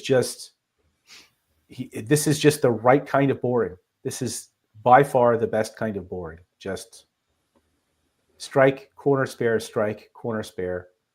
Get the spare at the right time.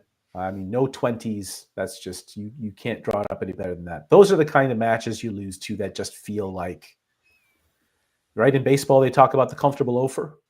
I'll get him next time. Doesn't feel like you were overmatched, but you were. Yeah. Yeah, just no mistakes, right? Yeah. Or even just the feeling of, well, I got punished for all my mistakes. What about him? Well, sometimes it's like that. And there's a big shot right there from Mike coming back after that punch with a key chop spare and a strike on top. Ugh. And this one is far from decided. Venom are really putting themselves in a position to be able to charge ahead in 9 and 10. They're setting themselves up well. And with that puncher from Connie, we'll see what Matt can do. I'm not sure if he had a chance to look at the screen before he's thrown. Oh, and wow. There we go. Called it. I didn't expect both of them, but all right. He must have seen it. Like, I'll match her. That's what we're doing. Right. So now we've got a 25 or more pin difference going into 9 and 10. Yeah, we'll see how. Not as big a difference with 2 frames left to play, but still, I mean, anytime you have to throw 2 more balls than your opponent out of 6, you're taking a big risk. A few extra pins. Oh, Matt with a nice break. For all the times that bowlers complain about their breaks, they really need to remember those shots. Yes. Yeah, there's always great shots that go that maybe you think you've thrown it right, or you get a little extra rotation on it and things go, or that super thin shot that grabs and suddenly slides everything through. Those are always the nice ones. Oh, but that's clutch right there from Jesse to stay within less than 15 pins away. That's a difference of 13 in that 5 spot now, with both doubles counting in 7 and 8. Jesse's been throwing the ball so well. Yes, And really only anchoring 1 or it 2 too. mistakes. Yeah. You know, she's those 3 chops. Sparing those chops makes such a huge difference. Yes. Not just on the score sheet in the obvious way, but just the feeling. Yeah, the mentality that comes from it too is huge. Great ball there from Aaron. Yeah, and a thin hit from John, and the head pin does not go in the right direction. So there's that 1 ball difference. Yep, that may be a big decider here. Yeah, that number 1 how match that is one now will even. play out for sure. Yep. As long as that happens. Yep. Right. So, Marco's still not quite looking comfortable out there. I don't know whether he looks like he's fast. I know that he does have a tendency to turn at the foul line, so it can be hard to tell whether he's relaxed or too fast. But in that top spot now, we have a 10-pin difference in the max score. Davin with his first miss since the 4th. No, since the 1st. I'm misreading that. But once again, you know, on a single strike, it doesn't matter. Every spare is the same. Just another 30, and Davin's really the one right now who is single-handedly responsible for the difference in this match. Yeah, does a good job. Everybody else has just been right there with their opponent. Yeah, Bob going in for Marco here. Okay. Get as many sticks as you can. Push everything bottom. Yeah, this is. Yeah, if it takes 3 bowlers to help out the total, that's what the bench is there for. And a beautiful shot right there. Yeah, good little push there for Linda. What pool players call pocket speed, just enough to get the ball in. Yep. And so now a possible quick turnaround. This is a big shot for Mike here. Got no it worries. There. Good job. What a great time to pull out a near perfect shot. And another punch for Connie. This is going to be that is the 1 shot difference that Matthew's been looking for. Yeah, I'll give him the opportunity for sure here.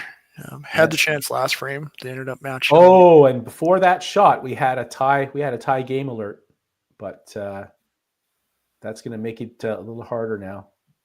Matthew can win by 3 with a shutout, except for that.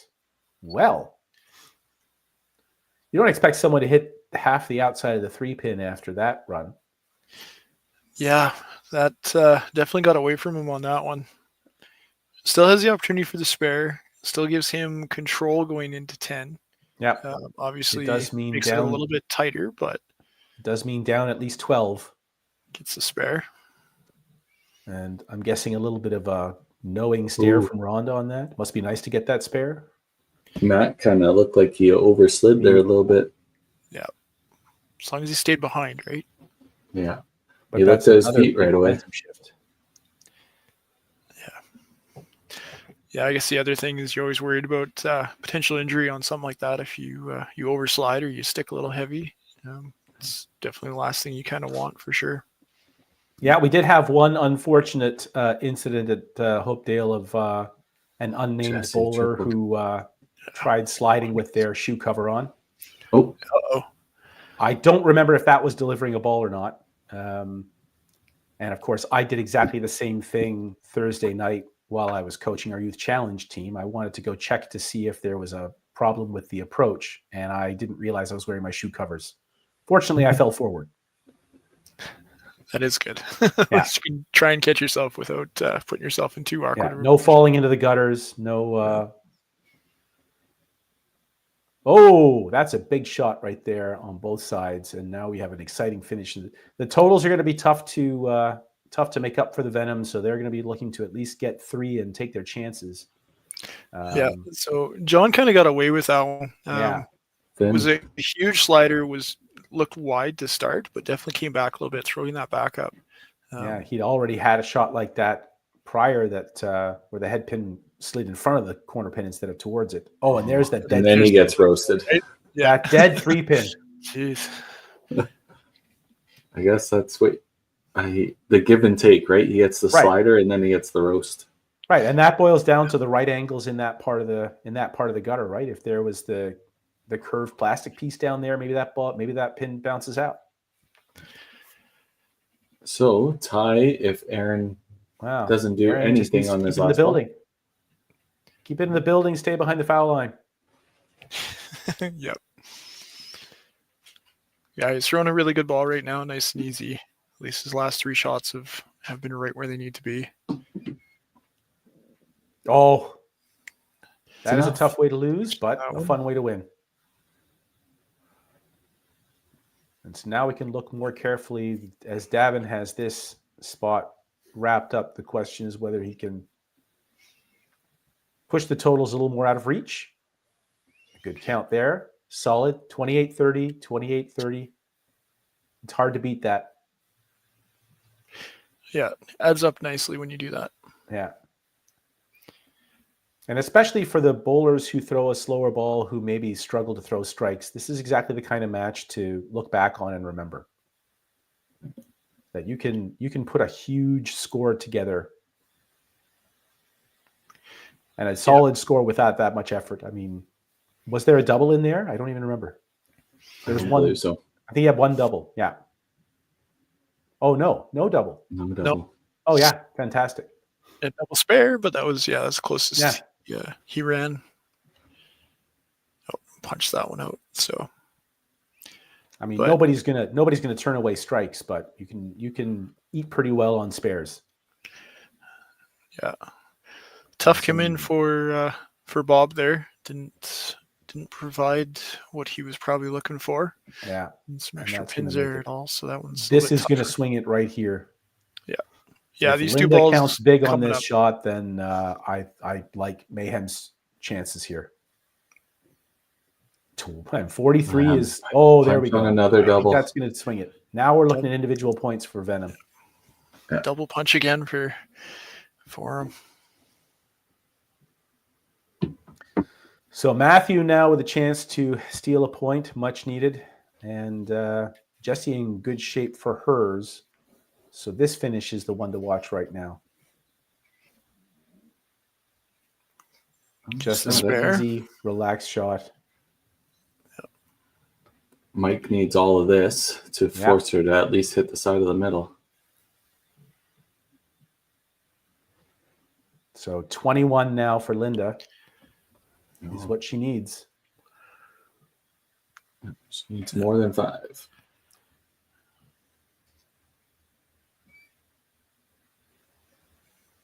Oh, that's just enough. Got it. Not only the drama of where the ball was going, but of course, then not seeing which pins fell until Linda walked away. Fantastic finish. So a difference of 5 in the first match and 4 in the second match, split evenly as it should be. How very democratic. How nice of them, right? Playing Oh, fair. Wow. Connie, There's the 3 opening. punches in a There row. is the opening. 292 max now. Oh, I didn't think 293 to Harms liked that 292? out of. am he I reading didn't that right? Like that out of his hand. I think we're looking at 293 to 292 for Matt if they max out. Yeah. Yes. It could get interesting. Matt gets a Connie spare. Oh Connie no. missed. Now some more openings here. So Connie looking at 289 without a lucky bounce.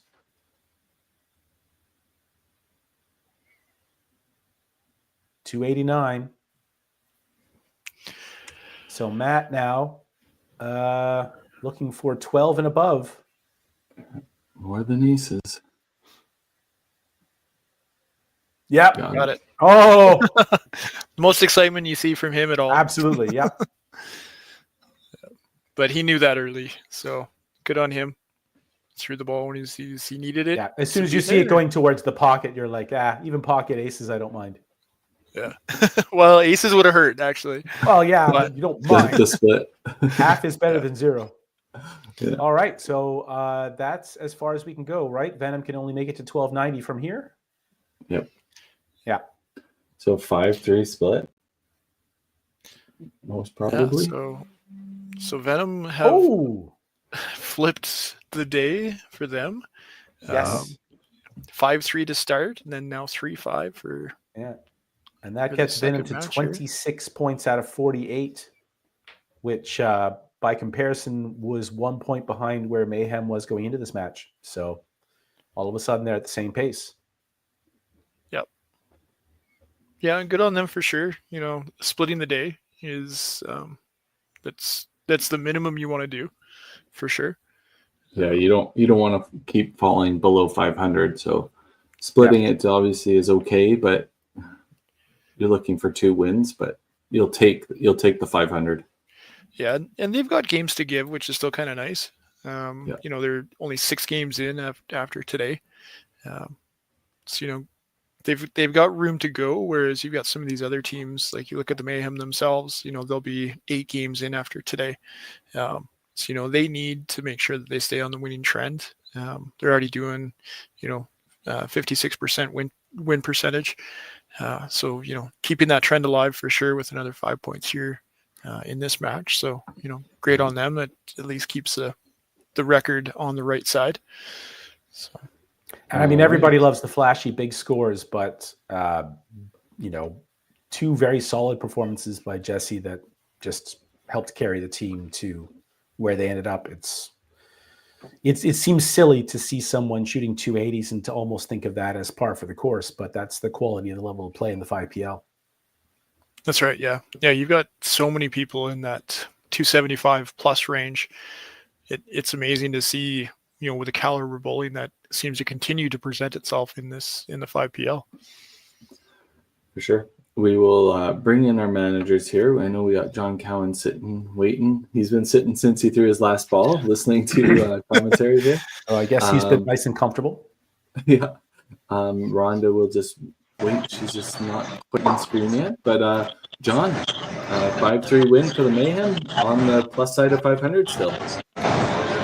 Yeah, obviously not ideal, but we'll take it. It could have been So a lot many worse. so many close matches there. You're right. It could have went the other way, right? You guys could have walked away with 7-1, but those 10th frames, they're huge. Yeah, and you know it's tough to make up a little bit of a safety net when I don't think, outside of Connie's 4-bagger, I don't think we had another triple. We're just playing 28 simulator over here, so. Yeah, fair enough. You can buy a double over there, and then you miss a couple of corners, and then all of a sudden it's like, okay, like what that? It's not often you can spare your way to a 5-3 in this league, so we'll take it. Yeah, exactly. All right, Rhonda, welcome back. 500 on the day for the Venom. A couple of clutch 10th frames there to win some points. So yeah. Again, it was still there if Jess throws the first one. So yeah. Unfortunately, that second line was didn't work out. Yeah. Thank you. Those I think we all heard what you were trying very hard not to say. Anybody that knows me knows what I want to say. Yeah. Fair enough. Well, good day for the Venom 500. Obviously, you're not falling backwards, so that's a great spot. And yeah, not a bad day. And have a great week. Enjoy the Super Bowl. Yeah, you John, too. We'll see you in about an hour. Yeah, we'll see you in a little bit. Good luck in your next match. Thank you. All right. See Have you. a good one, guys.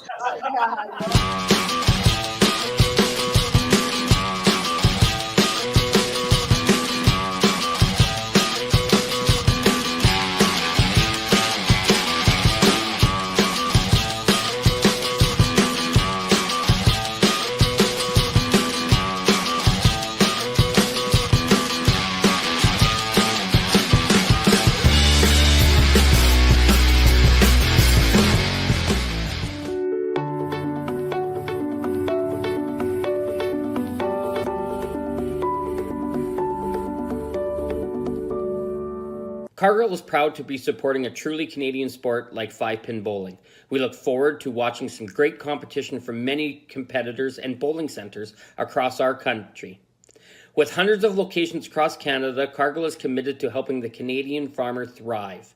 Whether it is selling commodities, getting agronomic advice, fertilizer needs, crop protection, and marketing expertise, Cargill is here to help.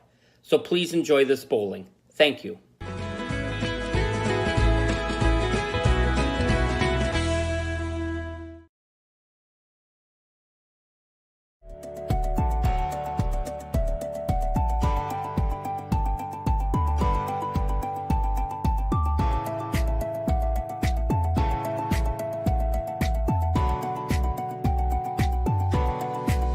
Financial freedom begins with financial literacy. Hi, I'm Dave, and I'm thrilled to be a sponsor. My journey began as a teacher because of my deep passion for education. I brought that same passion into the financial world to help families achieve financial freedom. Financial freedom isn't just about having more, it's about knowing more. That's why I'm here to help you make smart decisions with insurance, investing, and lending, all in one place. I'm Dave, and together we'll help you achieve financial freedom.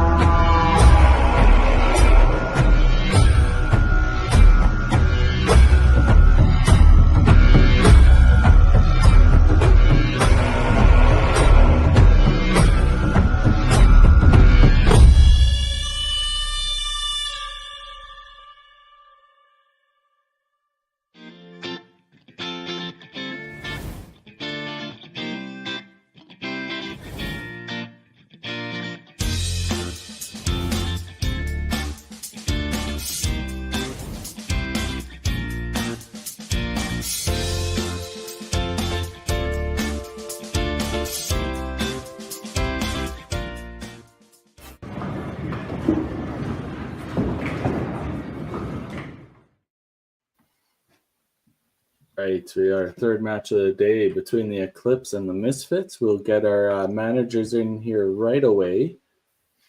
1 second.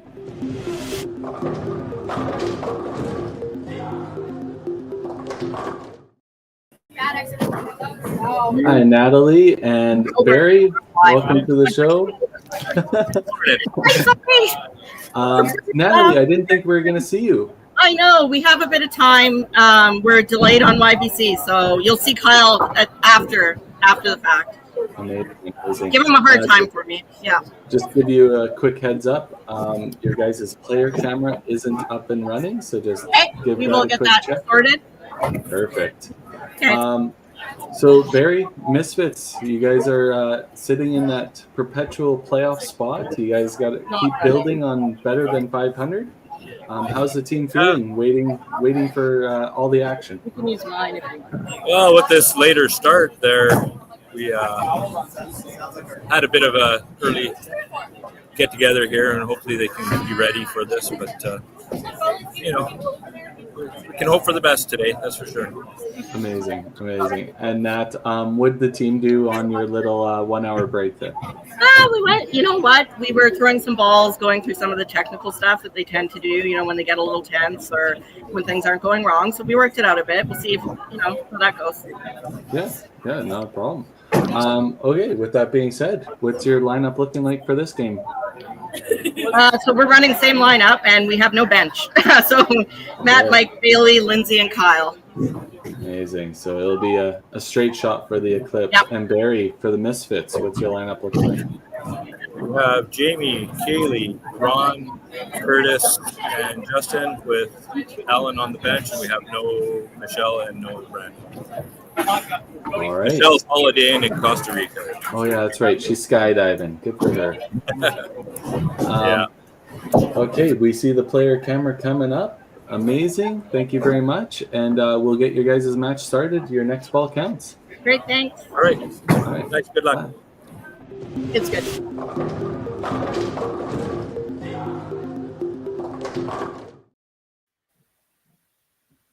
Alrighty. All right, cameras are all up just in time. Lovely. Yeah, they were quick on the camera there, which is amazing. Excellent.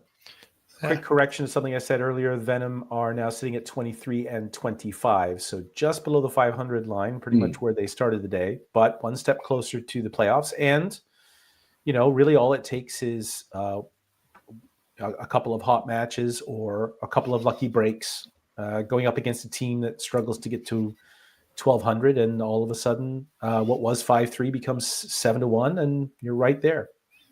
Yep. Yeah, exactly. Well, very nice shot to start right there. Hard to argue with that. We'll go through their full rosters here really quick, if you don't mind. Yes, so Bailey Lawson, no Chris Bradford today, but he's here in spirit. Trevor Wacholski, Mike Elder, Matthew Griffin, Debbie Ely, Kyle Young, and Lindsay Christensen, managed ably by Natalie Young, bowling out of Lincoln Lanes. And the Misfits.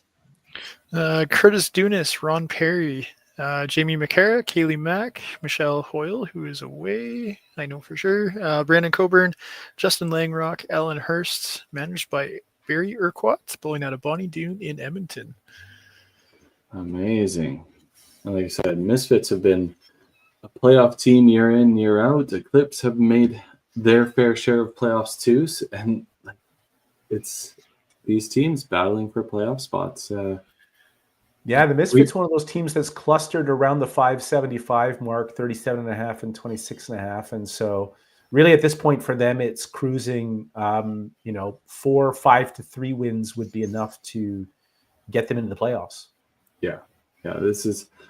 It's kind of funny, year in, year out, these teams are kind of always around those bottom playoff spots, but they're always in the mix, right? And this show today is a prime example of it. These teams are always in the mix. These are the perpetual playoff teams, and here they are all in one show battling each other for those same spots. Judging by that reaction right there, I'm inferring that Kaylee's been struggling on her corner pins recently. That seemed to be quite an enthusiastic response to that dead center hit on the corner pin spare. I know that feeling very well. I had a very tense relationship with the right corner pin last weekend. I know Kaylee made her first Edmonton Open team. She's on the mixed team this year. Oh, congratulations. She's making a big step up in her competitive scene. So congratulations to her. And yeah, how many years out of YBC is she? I think this is fresh. I think this is year one, maybe year 2. Wow. Year 1 or year 2. Yeah, because I know she's been, like, when you look at the youth challenge scene, she's always been there for the Edmonton teams, but always a competitor for the national teams as well. So I was just kind of curious if that was the case, if she was fresh out, or if there was a year gap in there. Yeah. Unfortunately, I'm not too sure on that, but I believe she's fairly young, that it's not that too far out of YBC, if any. And not, like, obviously Justin has been a great addition to his team. He's been kind of a staple on the anchor position for them. Yeah, throwing 76 frames coming into today, 7 wins, and a 295 average. So very, very consistent out of there. Yeah. Great frame for the Misfits. Yep. Yeah, great start for sure. Just a little update on Kaylee. She's actually 4 or 5 years out. She was an alternate in 2022 for the Open team. Wow. Okay. Oh, okay. So her first chance on the team, she would be pretty excited. Yeah. That COVID year ruined everything. Nobody really remembers what happened. Everybody lost some time. Yeah, everybody got older without knowing what happened. Yeah. Well, I know for me, seeing so many teenagers at the professional events really warps my sense of time. And then when I see them, when I see their name on a youth challenge roster or at youth nationals, I'm confused and think they're 22 when they're still 18 or 17. It's just, especially as even younger bowlers getting down to 13 and 14 are playing in these professional events, it's very easy to lose track of the kids if you're not the ones coaching them. Yeah, that's right. Yeah, and some of those events, I I think of Michaela Sanderson is the one that pops in my head first. Like Yes. she's been playing events for since she was 13, 14. And now she's just finishing her YBC career this year. This is her last year of YBC this year, but yet she's had a huge adult career, so to speak, already. Yes. It always used to be the kids who you were surprised to see in the adult leagues, and now it's the kids that you're surprised to see in these professional events. We got the chance to see Michaela out at a Newfoundland Bowling Tour event this past year, so she's been she's one of the many folks that, again, I if you tell me how old she is, I'll be shocked. She seems like she should be 24. Yeah, exactly. And she's playing Toplet Roses this year because she's hit that magic age. So I know that's starting to become a family team there. Yes. So and like you guys talking about that, always looking back, like Tyler Titcat was the exact same thing, right? He was that's right. 13, 14 years old, playing the TPC, making the cut, and then now, like, you've known Tyler so long, you think he's probably in his 30s and he's mid-20s and going back to school, and like that's right. Yeah. My first coaching experience at the national level was where I met Tyler, and that was 10 years ago. And he was a junior 10 years ago. Yeah, like that's how. And again, you think, oh yeah, you should be 32. Nope, nope, not even close. Yeah. So the Eclipse here, obviously having no bench for this game, no emergency spare for their bench. This is a big moment for them because, like, there's no chance of being pulled out. You have to grind this out and play against a team that has that availability and is also one of the teams you're trying to beat, right? Like one of the teams you're trying to catch. So and with Eclipse being behind the 8-ball standings, I mean, this is the good news is there's not a lot you can do. It's either going to happen or it isn't. And one thing that they do have in their corner is there's no second guessing now. There's only, can I get myself in the right state to perform or not? That's right. Yeah. Yeah. And it's interesting, this second frame, obviously. First frame, Misfits came out huge. Great start from them, frame one. And it's not a complete flip for frame two, but the Eclipse have really, looks like they've found a bit of a groove, throwing all marks for them. And but yeah, I wonder how much of the mentality of I have to throw, I have no chance of doing anything, let's get this done, find it or not kind of thing, right? So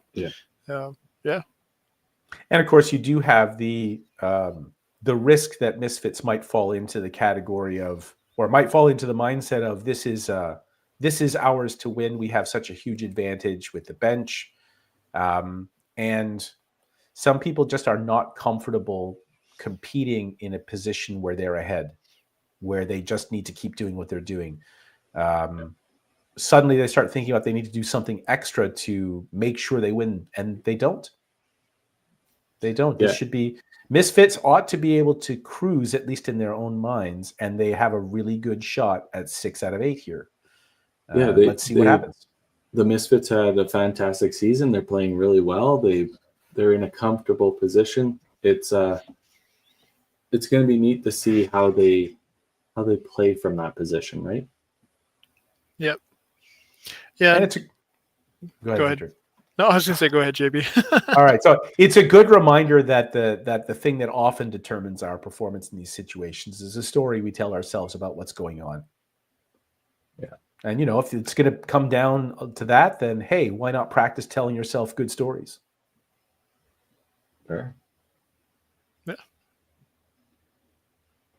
And meantime, Misfits are starting to make a bit of a move, piling up the marks. Nothing fantastic yet, but just slowly pile up the marks, and suddenly you look up and you're up 120 going into the break.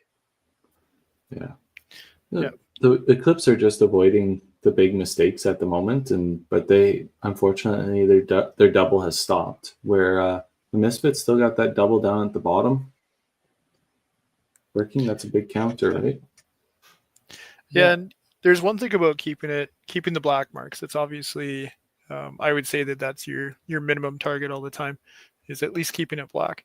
But 3 misses in a row. I wonder if the Eclipse maybe just pushing a little bit more, now 4 in a row. Just trying to guide that ball a little bit too much. Like, obviously we're early in the game, but just kind of wondering what that mentality is coming back to. Had a good frame, and then all of a sudden it's like, okay, I need to do another one. You putting a little extra on it, or what's the mentality on that, right? Right. Is that the tenseness of the moment, or is that trying to overcorrect and going from relaxed to floppy? Who knows?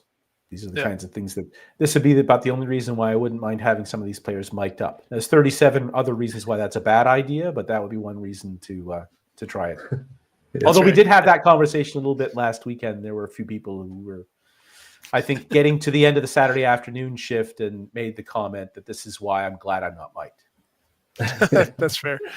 And Kyle threw a really good shot there. Yes. Knew it really quick that it was going to be left arm came out right away.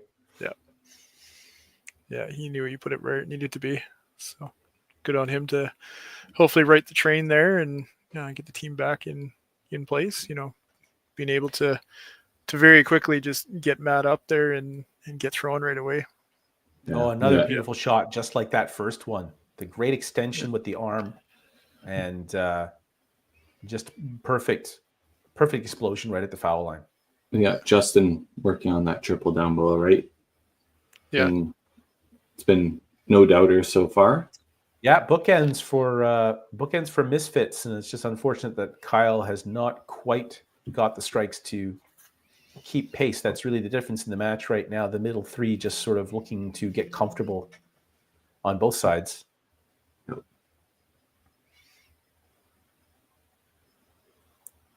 No.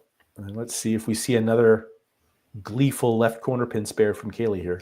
Yeah, I think that's kind of Kaylee's with that sweeping backup. The right pocket's not her favorite pocket, but she's probably happy with getting that corner and getting a single pin conversion here. But she wants to live in that left pocket, I think. Yeah, she seems to be throwing very center. So that right pocket would definitely tend to leave more corners. Either skips by on the right side or doesn't quite get the right hit on the 3-pin coming across the other direction. I've noticed that a lot recently as I've moved to that trajectory myself, especially when I throw with my soft rolls. If I hit the right pocket, then it's almost a guaranteed skip past the right corner pin. Yeah. And when I throw the harder surface balls, it's better. But still, that left pocket is fairly automatic. It takes an awful lot for me to blow by on the left side. Yeah, that's when you're looking at the really thin shot that you barely clip it. Yeah. But those are, at that point, those are the ones where you kind of like, I threw it thin. I'm okay. Oh yeah, exactly. Those are right? those are really misses that weren't as bad as they could have been. That's right. Yeah. All right, Bailey with a nose hit on that left corner. Curtis knew that was good, and so heating up a little bit now on both sides. Misfits threatening to pull away a little bit. Yeah, see how. And looks like we have some balls getting stuck in the back over in Lincoln Lanes. Yeah. Justin with a chance to really cement Misfits' position here going into the 5th frame.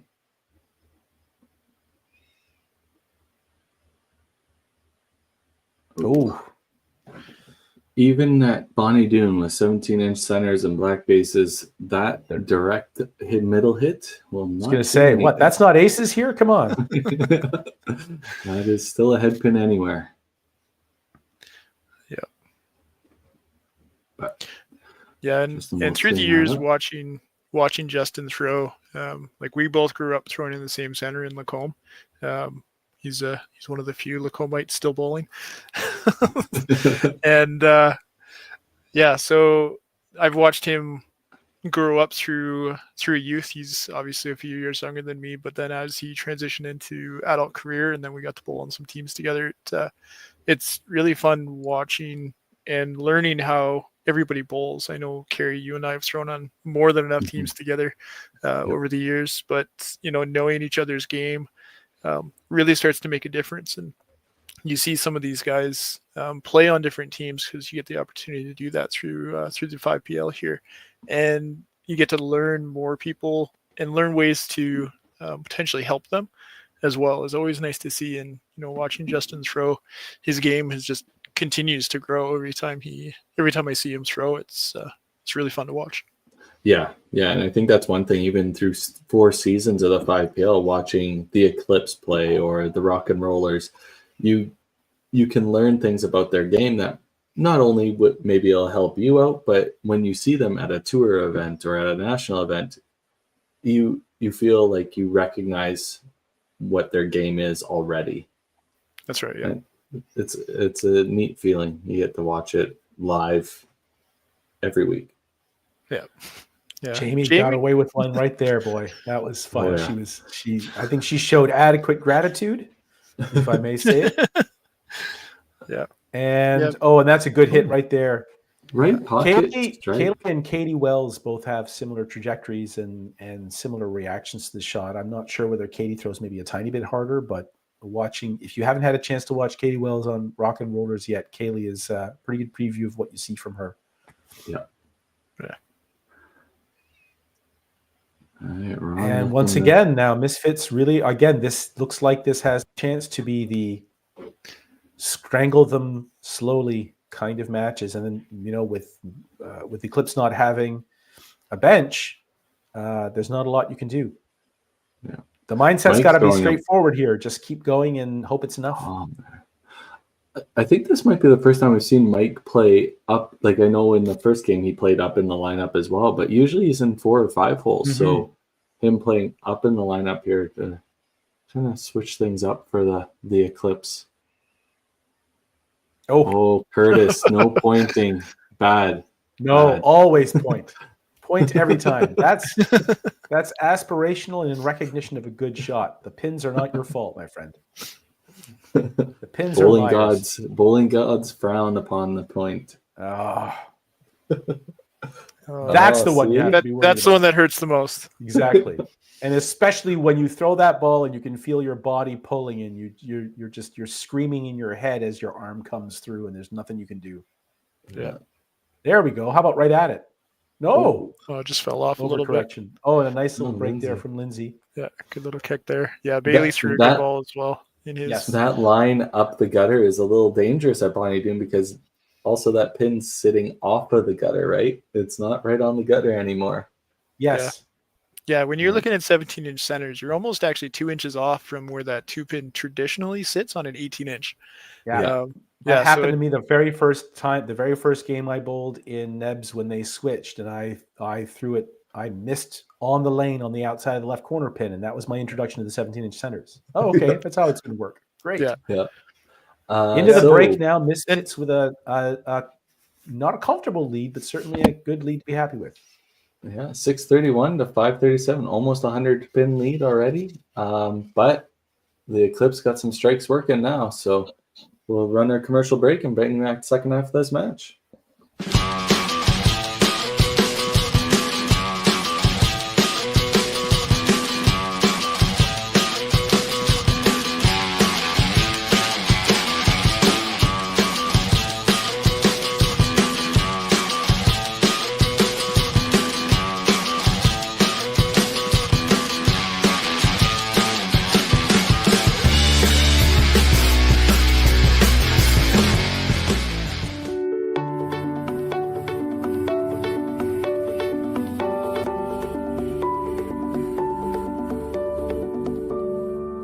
Cargill is proud to be supporting a truly Canadian sport like 5-pin bowling.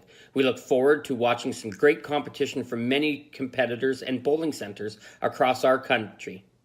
With hundreds of locations across Canada, Cargill is committed to helping the Canadian farmer thrive. Whether it is selling commodities, getting agronomic advice, fertilizer needs, crop protection, and marketing expertise, Cargill is here to help.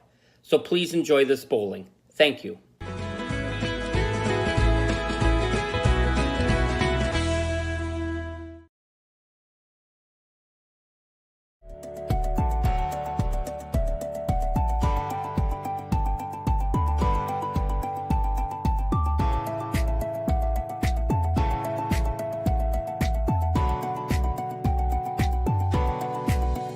Financial freedom begins with financial literacy. Hi, I'm Dave, and I'm thrilled to be a sponsor. My journey began as a teacher because of my deep passion for education. I brought that same passion into the financial world to help families achieve financial freedom. Financial freedom isn't just about having more, it's about knowing more. That's why I'm here to help you make smart decisions with insurance, investing, and lending, all in one place. I'm Dave, and together we'll help you achieve financial freedom.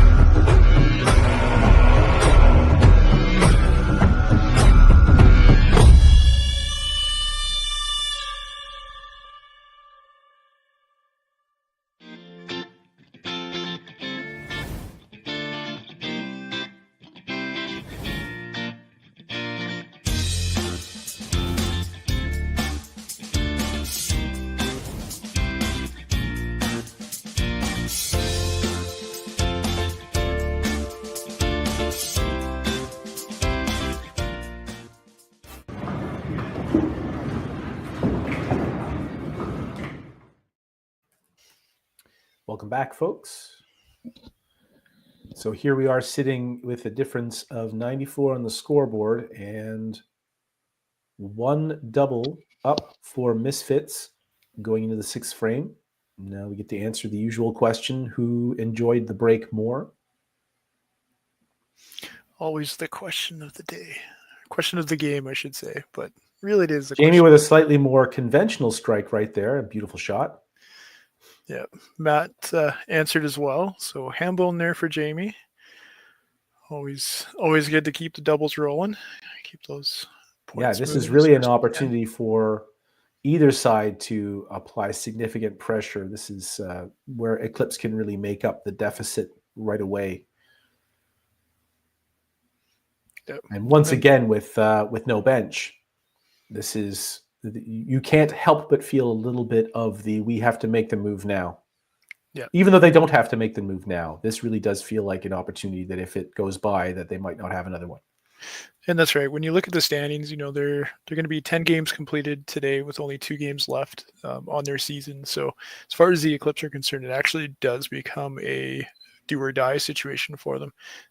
Got to go after everything they can this game, the last game of the day for them. So yeah, I really need to put that move on. Oh, wow.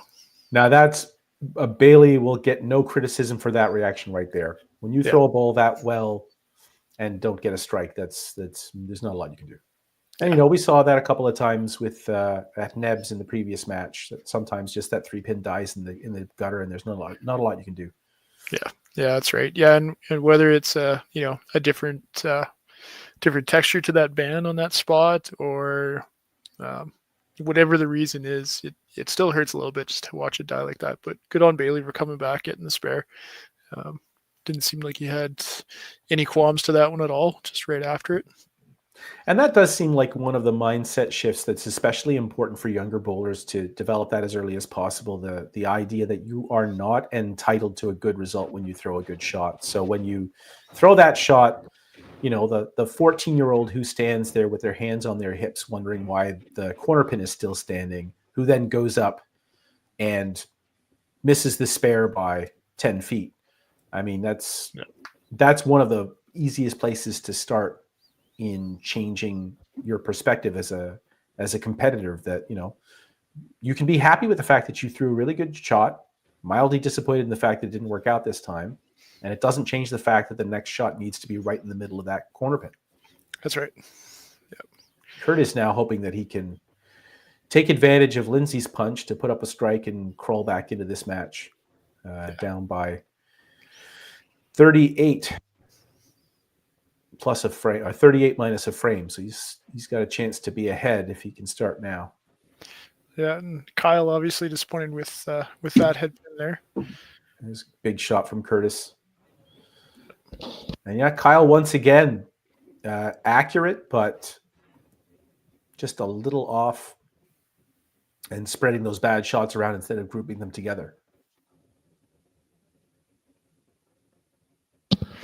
Pardon me, not bad shots, bad results. They're fine shots. I mean, you can be off by 4 millimeters in punch.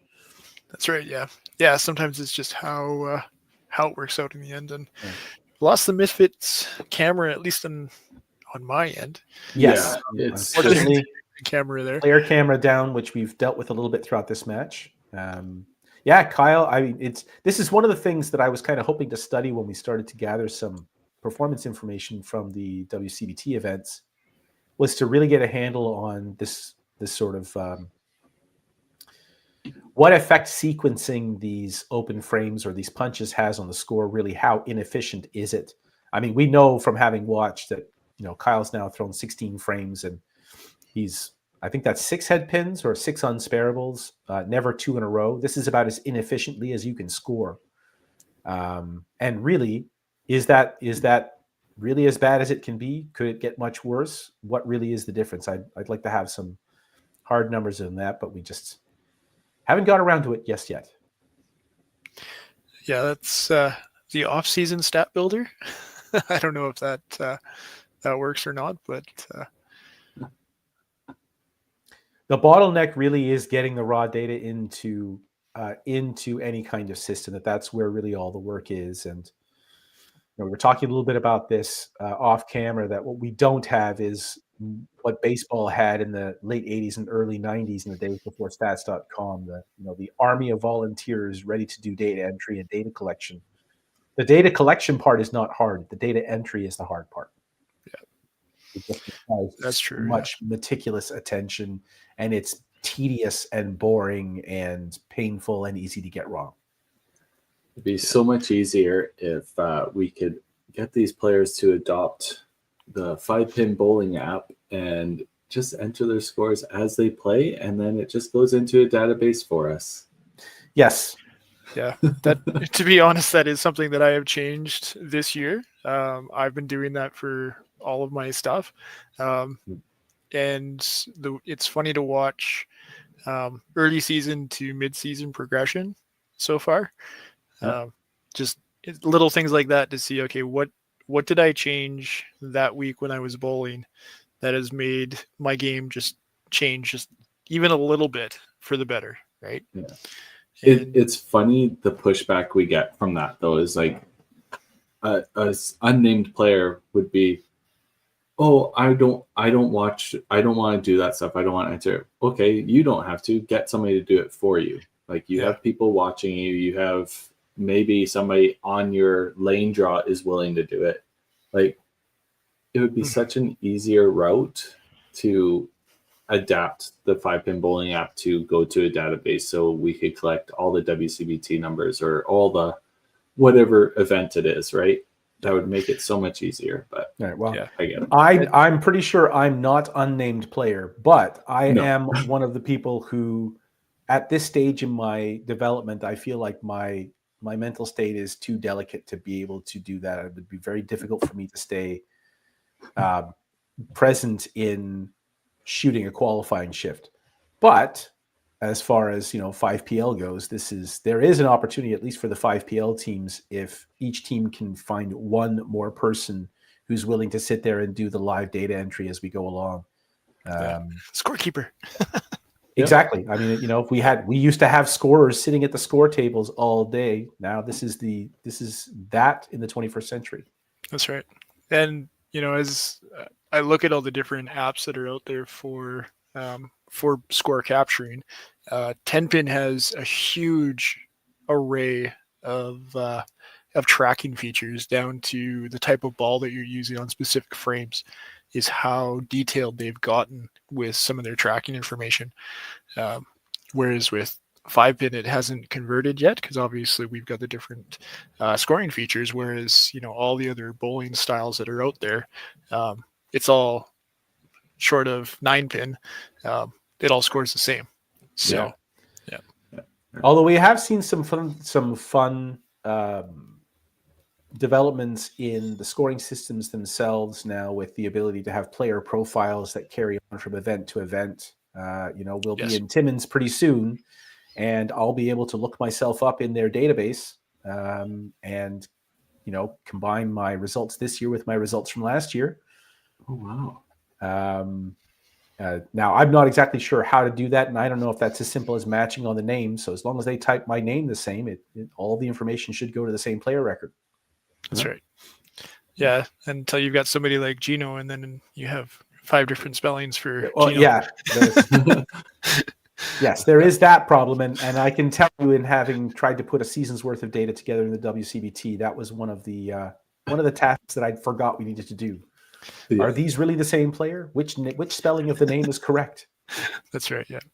Yeah. So Jamie has very quietly put herself a Yahtzee together on this. She's throwing just a very solid, consistent game. Oh, and that's a fantastic shot right there. Yeah, nice heavy hit. Pushes out, and that's kind of sometimes where that 17-inch center, makes a big difference. Maybe that would have been just a chop or a split somewhere else, right? But instead gets the corner out of it. Makes for much easier spare. Oh, and Matt with a big break there to at least keep himself nominally in this match. Matt can still get to 315. I don't like his chances, but at the same time, you want to lose by 30 instead of 100. That's right. Keep in there for the totals. Misfits right now pulling way ahead, looking in great shape, but they right now only have spares up, and Eclipse has a double and 2 strikes. So this is a chance for them to make their move. Oh, a big break there. Yeah, 42 and a single pin spare. Yeah, that single pin I think is big at this point, just to help with the confidence a little bit in getting it there. A nice left pocket there from Kaylee. Yeah, that is Kaylee's strike right there. Yeah, and there we are, right through the center. Yeah. Yeah, so that okay, punching that one straight back.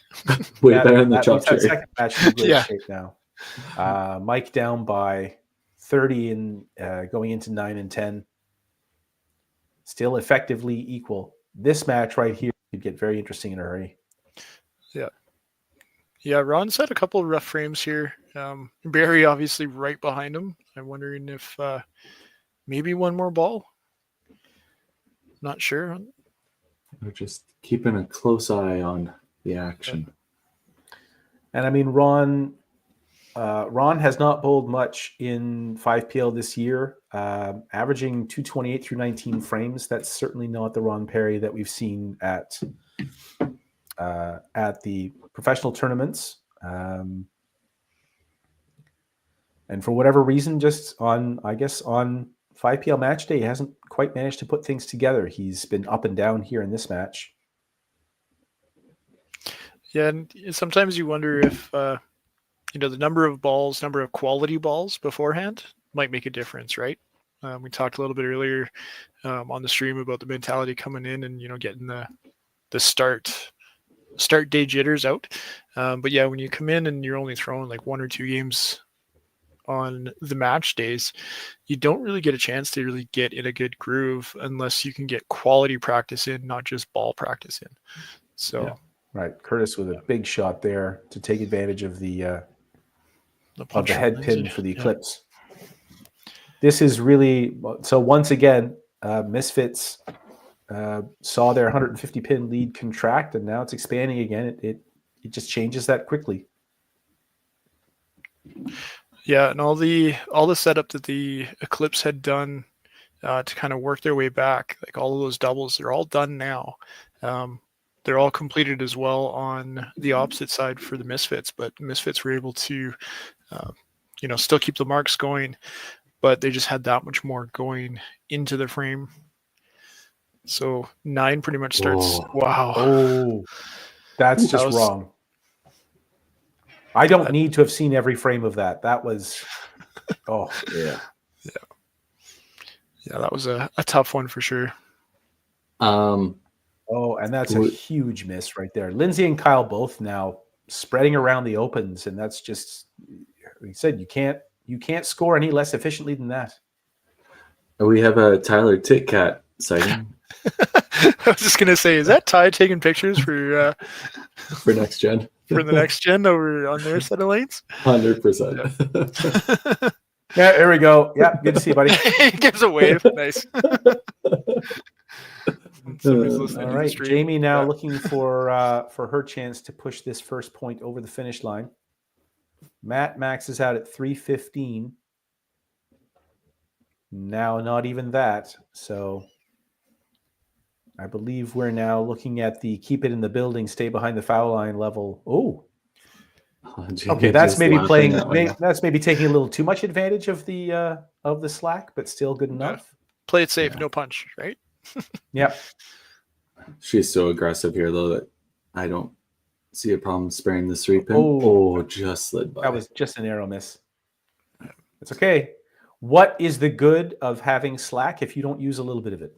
That's right. She built up such a strong game. She's allowed a frame off. 344 is still a great score. Yeah. Nothing wrong with that at all. Nope. Yeah. But like playing Matthew Griffin on the other side, he had a solid game too. Only had the one opening so far. And Yes, he's it's just sitting at a 3. unfortunately timed. Yeah. Sitting at that 300 pace if all things are equal, right? Then it's just unfortunately didn't have the 4-bag or the 5-bagger that Jamie did. Well, exactly. That strike in 5 is the entire first match right now. Yeah. Great spare by Mike. No chopped cherries going on. Good clean bowling. What the heck? That's true. I'm looking. Every single chop has been spared on the left side. Look at that. Great job by Kaylee. Yeah, Kaylee with the right it really side is the strike on that easiest one spare. again. That's fantastic. Yeah. Yeah, so Kaylee definitely. So now we're looking at so 291 max for Mike. So Kaylee's in good shape. And this one here. Bailey does not take advantage. So we're back to We're back to one of these slugfests. Yeah. And Alan's in for Ron. Alan now for Ron to put and finishing matches. touches on this one. And a punch. Wow. We are now looking at half a ball difference in that number 3 match. Yep. Pinners are winners. That's right. Get your pins, guys. I have it. It's amazing when you look back through stats and you realize that 2 pins here, 2 pins there. It adds up really quick on what you on where you could potentially have been, whether it's just cleaning up wood after punching head pins, picking up spares, those kind of things. They really make a huge difference to where you can potentially finish, both in games but also just over the length of the tournament. Too many tournaments I've seen win or lost by a 2-pin, a 3-pin, right? Yeah, so, and let's put this to bed once and for all. Pinners are winners does not mean strikes don't matter. That's right. That is right. You do need those. Pinners are winners is a little bit more about the mindset of throwing every single shot. Yeah. It's easy to score well when you're throwing well, but can you score pretty well when you're not? Yeah, it's about pinning when you get the unsparables. That's what you really want, right? So,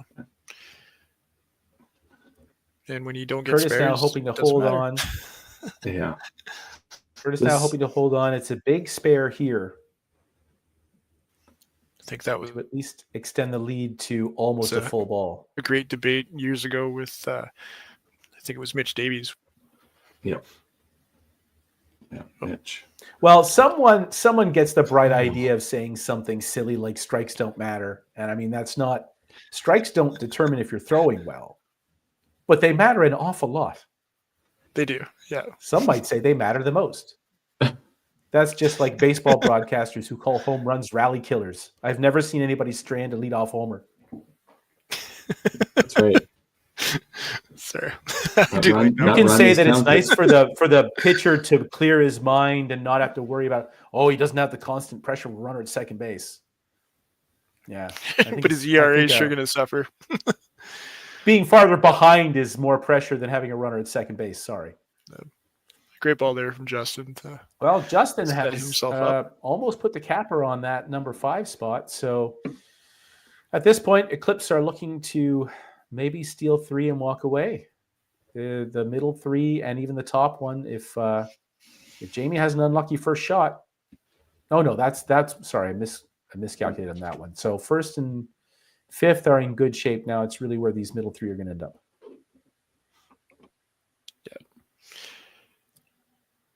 think at this point, Eclipse, the best they can hope for is 3, and more reasonable is 2. Yeah, Matt's just But trying to Misfits finish do out have a his game. chance to make it 8-0.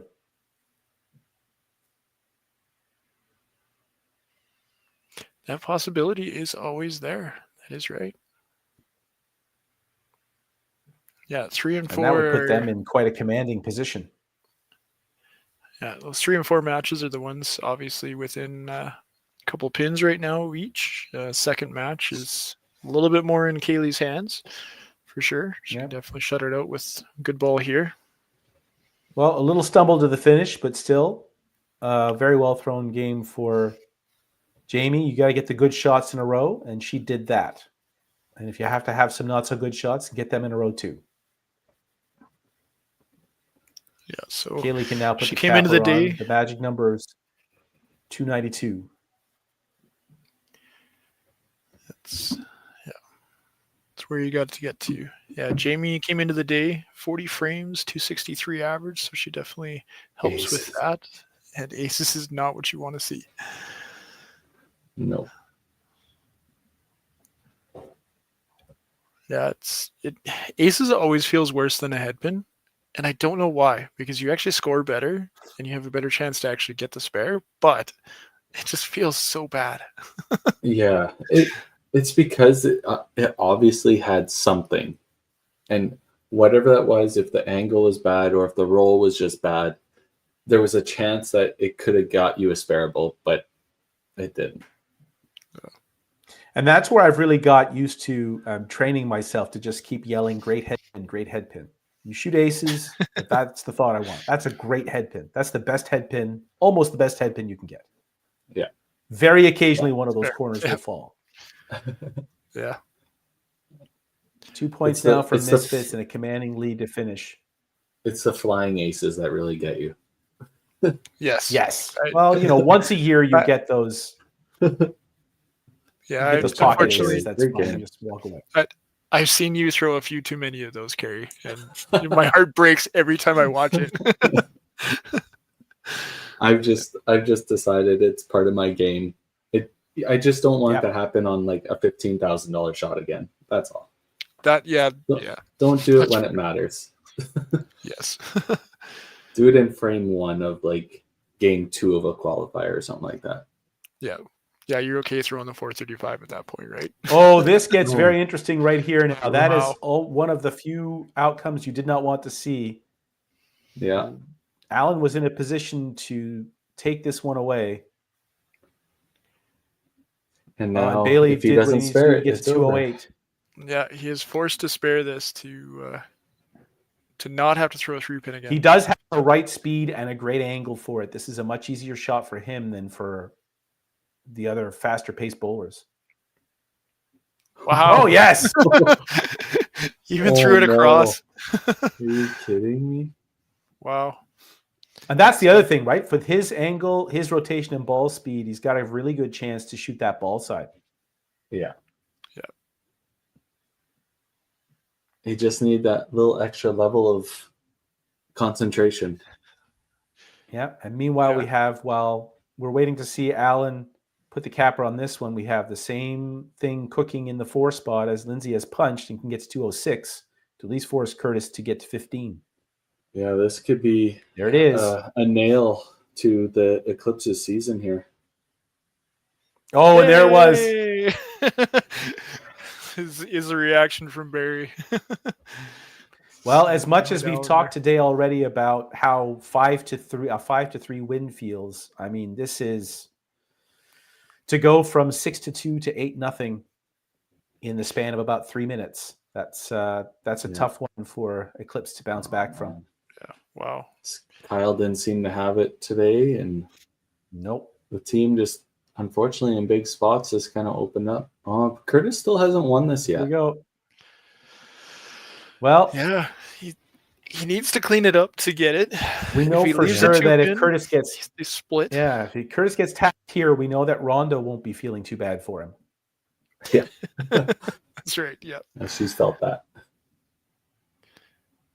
Yeah, let's see what the 17-inch center does for him. Oh, here we go. No. Now he's got to hit it to win. He This was is so lucky much that fun. didn't You know you've cherry missed it either. twice. The second one was on the outside. You feel like you couldn't miss it by much more than that. All right. For the point. So it is for the point. This is the tough part. Yeah, You get it? nailed it. Oh, he did it. Yeah. Can you imagine being up there in a situation where your team is already up 7-1 and you feel pressured to win your point? Like that just shouldn't happen. When your team is already up 7-1, 7-0, you shouldn't care at all. And yet you do not want to be the one to give that point away. Yeah, and for the Misfits, obviously that adds to their season here. Just helps them secure that just a little bit more on their standings. Yeah, that's a big spot for them. Oh, that's huge. That 8 spot. That moves them to 4. Sorry, that moves them to 45.5 and 26.5. I mean, that's a commanding situation right there. That is up, now challenging Rock and Rollers for first place. Yeah, and they've got, so after today, obviously this is 9 after this game, 3 games remaining, but they've got one more match to play here today. So, yeah, for sure, this makes a big jump for them in securing that spot for playoffs here. All right. They are effectively in second place now. Bring our beautiful faces back in here. And we will close that out or bring it back in. What am I talking about? Going back. Yeah, so 8-0 win for the Misfits. We'll bring in our managers or acting managers. We have Mr. Kyle Young from the Eclipse and Barry from the Misfits. Kyle, obviously not the day that the Eclipse were looking for. You guys just couldn't string strikes together. You would throw a strike here and then open it up and then throw another strike, open it up. It just never seemed to click. It wasn't so much like at the start. It seemed like everybody was going good and a couple of bad breaks happened. It didn't really feed through the lineup because they were bouncing back. You know, like personally, like I can't have a 10-hit game for $1.60. That's unacceptable at Anchor, right? But you know, hats out to them. Like the Misfits played a great game. They had a couple start hot up top that you know it was a lot to make up and just couldn't do it. But team wise, you know, it's disappointing. But you know, we're still behind everybody for every shot. So team morale is good. It's just getting to the end of the season. So trying to pull that out in 2 games now is going to be tough. But we're still going to give it our all. Yeah, for sure. Obviously, still big matches coming up for the Eclipse. Not only maybe a quick run for the last spot, or to play potentially spoilers or cause some mayhem, as you will, throughout the rosters, right? So tough day for the Eclipse. But Barry, obviously you got to be happy. 2 huge games up top to carry the team to an 8-0. You don't see those very often in this league, and to come up with one is massive for the Misfits, especially in you guys were kind of sitting in that perpetual 5th spot, and this is going to move you right on up. Oh yeah, it was a huge. It was that 3 and 4 spot were pretty hairy here, but both teams struggled on it, but we took advantage just enough on it. So yeah, it was a great win for us. So yeah. We were remarking at the unexpected pressure that Curtis feels, even though his team's already got 7 out of the first 8 points, to not be the one to lose. Yeah. Well, actually, during the break there, I sort of talked to Curtis. Had Alan warming up and said, you know, not to be greedy, but I want to try and win this all. And he came back and got a few marks there, and then Ron opened up 3 there and said, let's get Alan in there to get some game going, and actually his first point now. So, well, and you know what? This is the big leagues. Be greedy. Why not? Yeah. If you're ever going to be greedy, it's got to be here. We have to Fair enough. Get points where we can, I guess. So. All right. Well, we'll let you go, Kyle. Obviously, have a great day for the Eclipse. Enjoy the Super Bowl if that's what you're doing, or if you're going to stand behind Matt during get to stick around and watch some YBC action at least. So you'll get off my mind. But I'll see you guys next week. You bet. And Barry, we'll see you in a few minutes. Sounds good. Thanks. All right.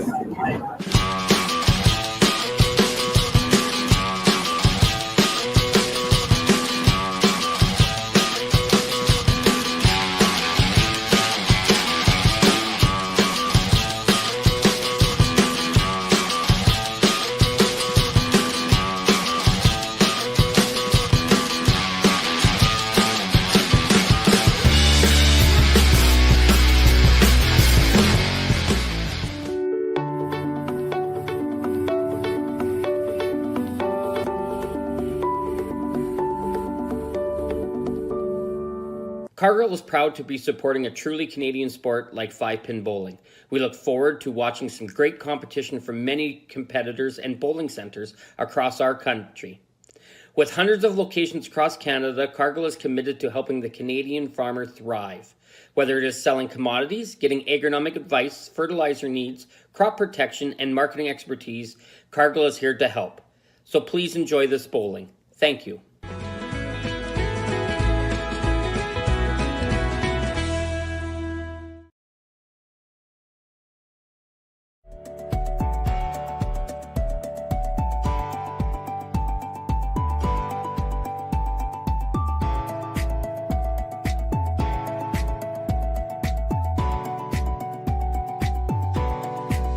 Financial freedom begins with financial literacy. Hi, I'm Dave, and I'm thrilled to be a sponsor. My journey began as a teacher because of my deep passion for education. I brought that same passion into the financial world to help families achieve financial freedom. Financial freedom isn't just about having more, it's about knowing more.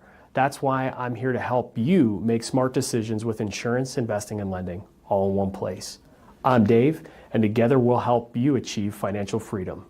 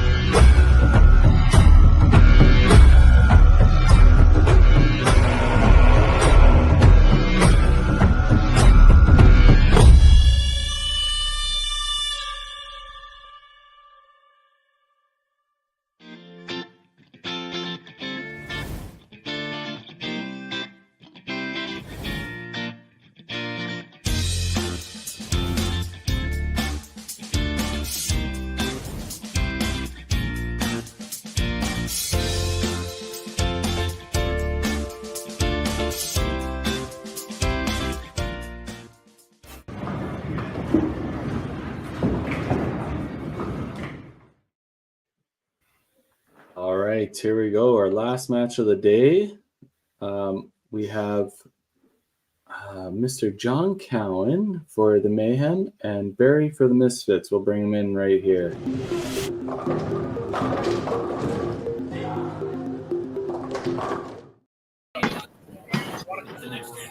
Barry's off to the side, but I'm sure he can still hear us. John. Mayhem had an hour break. What'd you guys do? What was the big thing going on? We got ourselves some food. We threw a few balls. One of our practice lanes, we got strung up with some wood pins, so we've been having a little fun with that.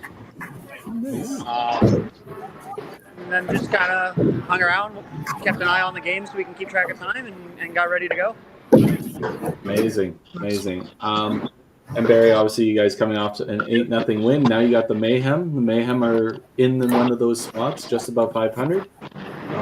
Team's got to be ready to go. Can we get your lineup? Hey, we're going to almost have the same. We're going to start off with Jamie, Bailey in 2, Curtis in 3, Alan in 4, and Justin in 5, with Ron on the bench. Amazing. And John, the Mayhem's lineup. So you got myself leading off, Jeff second, Linda 3, Connie 4, Matt 5, and we've got Davin and Cooper on the bench. Ian is sitting this one out. Amazing. Well, best of luck, and we'll get you guys rocking and rolling here right away. Play well, guys. All right. Good luck.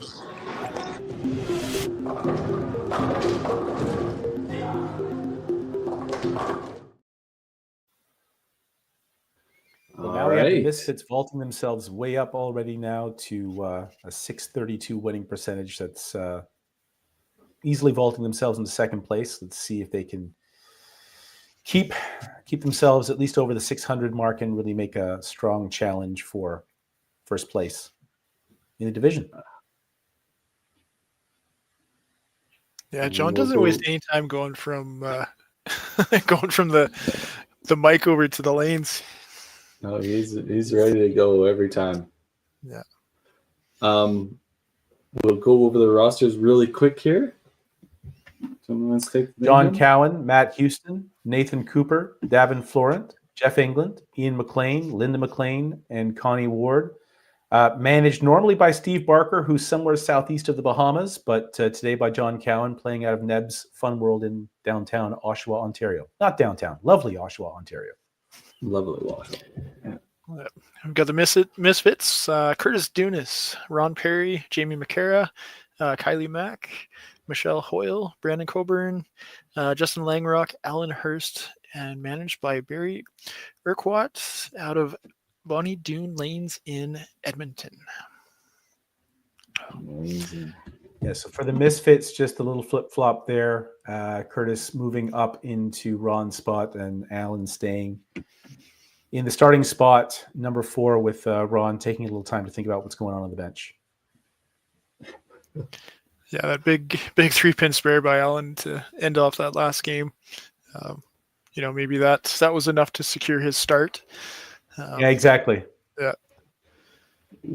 Linda, through the hole. Just playing football already. Yeah.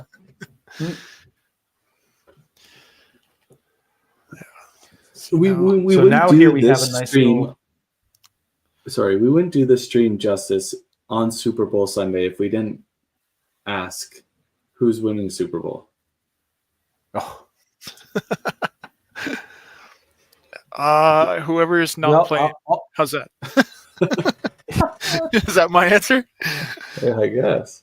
Yeah. No, actually, I'm not I'm not an NFL fan, so my guess is as good as any of the woodland creatures who've been making predictions over the last week. I think maybe the only winners are the people who refuse to believe the conspiracy fantasies about tilting the game in Kansas City's favor. The KC 3-peat? I see no reason why they can't 3-peat. I just don't think that the NFL is engineering it so that it happens. Fair. I'm actually rooting for Philadelphia.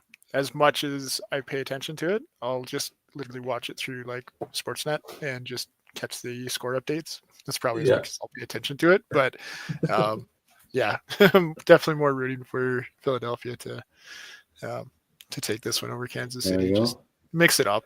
So I spent several years in the late I spent several years in the late 2000s working about 45 minutes west of Philadelphia, commuting back and forth from Toronto. I got to know a bunch of people in that area. Many of them were Eagles fans. For that reason, you'd think I would maybe stand behind the Eagles, but I think I'm just more interested in what's going to happen in downtown Philadelphia, no matter what the outcome is, whether they win or lose. I want to see what fresh hell that riot is going to be. Yeah, fair enough. The Misfits, after an 8-0 win, get off to pretty much that's the way to do it, isn't it? Yeah. Can't complain about that at all. That's announcing your presence with authority right there. And Jamie this time saying, "Okay, now everybody do better. I did better. What's wrong with you?" That's right. Yeah. And the one thing that I have to give Misfits a lot of credit for is they don't have the big monster names that you see across all the tour championships, all the WCBT tournaments that go around. They're not those big monster names. They're the guys who come out, play regularly, put the practice in, and they come into the 5PL and just they make it work. They do what they do every day, and it works. Yeah, you have Alan say Hurst, what you want about maybe the bonded.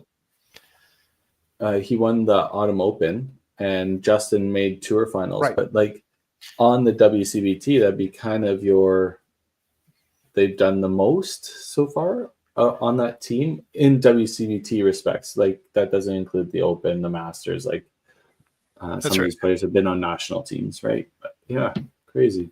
Jamie's a double gold. And you can see what you want about the Bonnie Doon effect, but you've got 4 bowlers on this team who have all thrown at least 40 frames, averaging in the 260s. Justin averaging 295 for his 76 frames coming in. This is a solidly built team. This is not a team that's relying on 2 people to light it up for 320s to win matches, but this does seem like the kind of team that will bludgeon you to death with just relentless 1300s and never give something away. Yeah. Oh, that was a weird 3-pin by Connie. That was going away on the inside of the 3-pin. Yeah, and just kind of flew straight back. Yeah.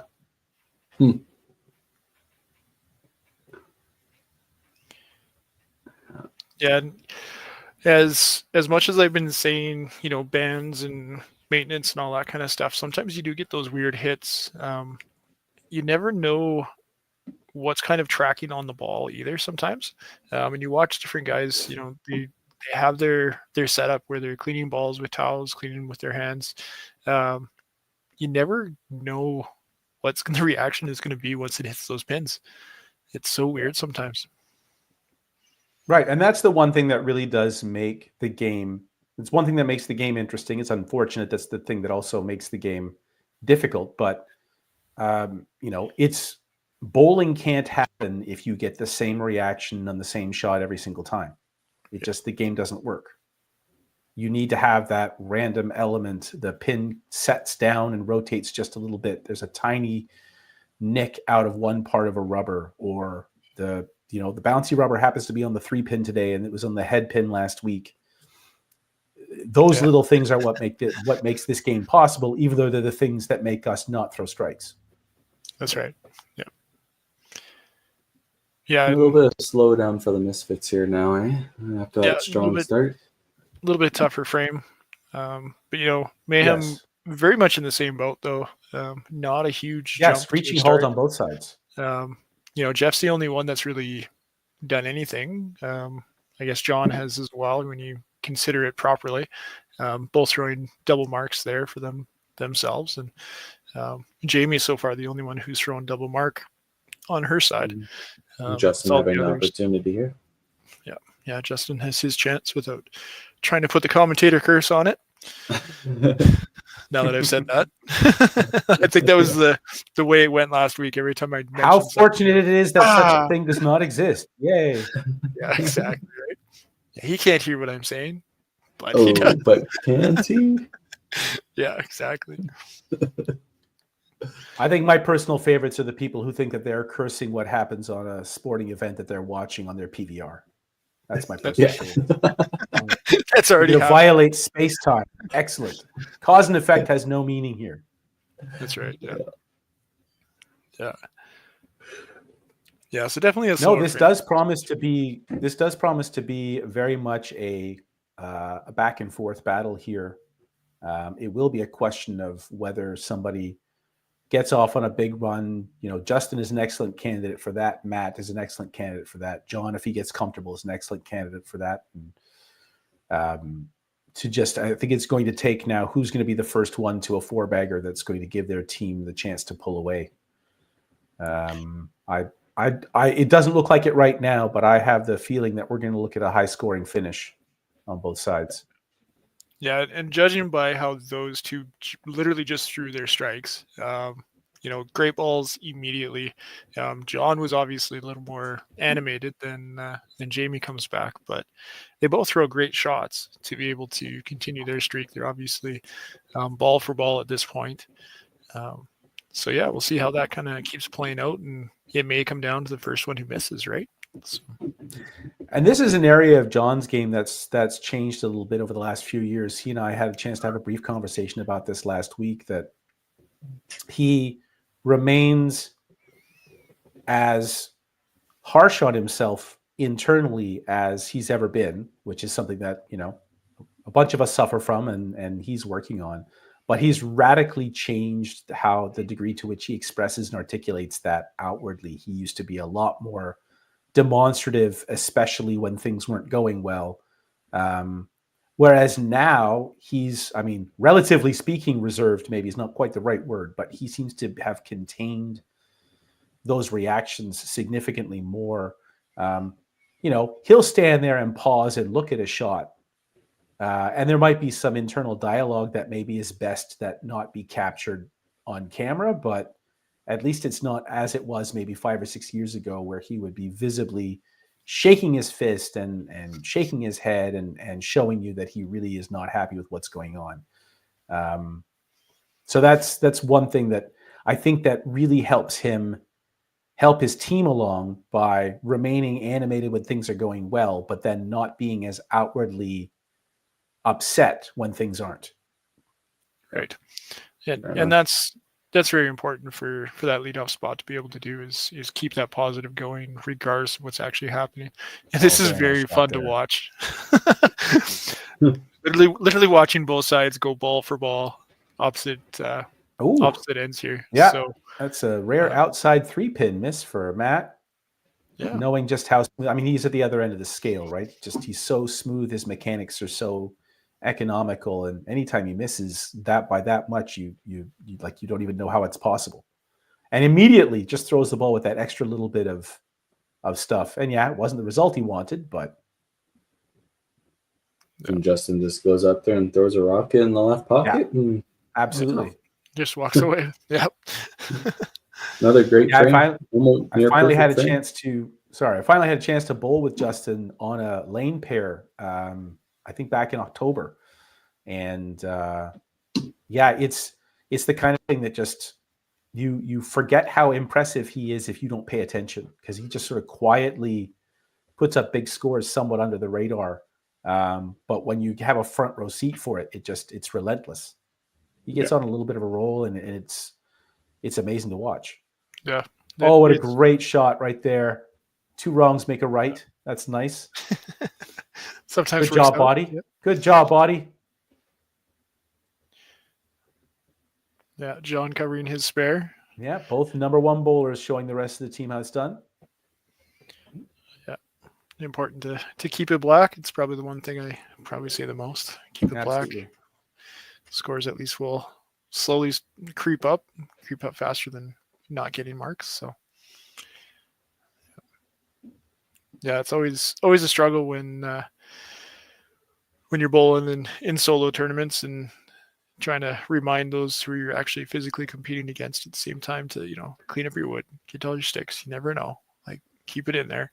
And then when you get to bowl with them on the team, it's feels so much easier just to be able to say that and just, keep working at it. You got this. It's not much off. Just get that finish. Those little things to remind them of what they need to do to get their shots in. Yes. Very good single pin spares on both sides. Jeff keeping the monster game alive. I had my finger on the hand bowling button. That was my fault. The black cloud. No, stop it. I didn't even say it. I didn't even say it. Don't make me come over there. Don't even think it. Yeah, Mitch would have a habit of doing that, and then I caught him once. He actually flashed it really quick before it happened. I'm like, no. Yeah. Great shot by Curtis. Yeah, Curtis with a nice easy shot, and Linda with a little bit of a struggle there on that one ball. Just kind of got away from her. And a move already. Yeah, maybe just not feeling it this game. Yeah. Yep. Well, Davin was steady as she goes in his first match earlier today, shooting a very solid score without a double. So if he can just warm himself up here and shoot 30 and 28 until the end of the sheet, he'll be in great shape. Yeah. Locking Connie in for the rest of the game there by replacing Linda, which I'm sure Connie doesn't mind. She thrives under the pressure. Yeah, probably nothing she's not used to at this point, for sure. Yeah. Her and Linda have been so strong on this Mayhem team for seasons. Yes. It's not even a question. Of their career. Yeah. Connie averaging a precise 260.00 in 46 frames coming into today. There we go. Well, Adjustment with the double at the bottom. That's just a fun little bit of arithmetic. Yeah. And wow, Linda averaging 298.8 in 50 frames coming into today. Absolute monster scores. Yeah, she's been solid. No surprise at all. So here we have now, it seems like there ought to have been more fireworks than this, but at this stage, Misfits just with a slight edge that could grow an awful lot. The fifth frame is going to be a big swing going into the commercial break here with 3 doubles counting. This is a chance for Misfits to really make a statement and give the Mayhem. There you go. What Matt's wanting. What do you want from me? Yeah. And again, not very different to that missed spare shot that he threw in the previous frame. Just sometimes it's a difference of 3 millimeters. Yeah, you think about how many balls you have counting on the Misfits side, score wise, to be able to boost their score. Like they've got 12 shots to be able to add to their score on that are going to count one frame to the next. Well, and there's number 1 gone. Yeah. So although John would be certainly happier to do more than put 28 up there, that is the mistake right there. And that was a miss even on the 18-inch centers. Yeah. Yeah. And Jamie, unfortunately, following suit. Well, 55 on a double is not how you want to do things. No. Yeah, that brings that match right John, back even again. Yeah. Yeah, John's going to be so happy to look at the scoreboard after that missed corner and realize that he's not out of this match. He's actually leaving it. He's up now. Yep. Yeah, that definitely is a big shift in how that match was flowing. Into the pins, people. Into the pins. Yep. Well, and that's the thing. I know that happened to me last weekend twice. I actually started a game double 5 miss for 130 through 6. And both times it was just a question of I tried to be relaxed on the second shot, and I did not. I went from relaxed to floppy and couldn't feel it until I let go of the ball. Yeah. It's such a fine edge. It's funny that, and this has been an ongoing discussion, not only in the 5PL, but in many discussions I've had, is like people that throw the miss. They're like, well, what do you do on your second ball? A lot of people are like, well, I just throw the same ball because I should throw the strike ball, right? I just made a mistake. Where I'm on the other side, I'm like, well, I actually changed to make sure I'm throwing into the pin pocket instead of maybe I missed on the right side and I always try and hit the right pocket. Now I change it to try and hit the left pocket. Yeah, there's a chance that I miss and take the 5, but it's better than the blow by, I think. Yeah, and I think that really is the difference between being in the developmental stage and then being at the optimizing stage in your career. When you're still in the developmental stage, it's pretty clear to me that the better option is to try to throw the shot again. The strike ball, yeah. Just throw the strike ball because you're trying to throw the strike ball every single time. Yeah. If you're not already throwing that strike ball 80% of the time, then that's all that matters. But once you get to that point where there's no doubt, it's like you were saying earlier, Carrie, about I don't have to take my time if I know I don't have to put stuff on the ball. I mean, that's the difference, again, between someone at the developmental stage and someone at the optimizing stage. Yeah, fair enough. I always worry about, well, I made the mistake once. What's saying I'm not going to make it twice? Right. So maybe make an adjustment so I don't repeat the same mistake. Then, and for me, the question becomes, if you try to throw that same shot a second time, are you training yourself to trust your shot in a way that you might need? Right. Yeah. There's definitely different ways to look at it, for sure. Interesting. Yeah, and I've always, as long as I can remember, I've always tried to always throw pin side for that same reason. It's better to score something than nothing. Because nothing's worse than throwing a strike and then getting a 20 count on it, right? That's sometimes what you definitely don't want to see. Well, don't get me wrong. If that's the last shot of the game and that's the only chance to win, I'm sure as hell shooting.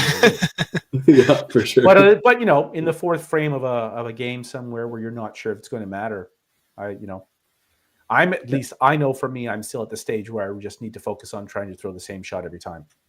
Yeah. And you're right. It's definitely like, if you're not in the developmental stage anymore, you're like, you have two shots, maybe that one's left pocket, one's right pocket. You're clearly going to focus towards moving towards the shot, that's going to score you points. Well, and it also really depends on the kind of ball you throw, right? If you're throwing like Alan here, a little bit more of the medium speed, think about the people who change their spot to shoot a 3-pin spare because they want to have the better angle to send the pin out. If you throw hard, you have to worry about that more than if you throw medium speed, where as long as you're near the pocket, the head pin's not going to go careening off in a strange direction. You have to be more precise if you're going to throw the ball harder.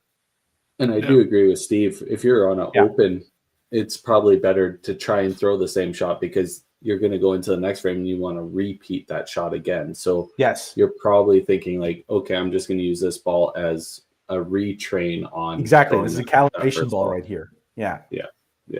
But if you're working on a double or something, I would definitely lean towards pin side.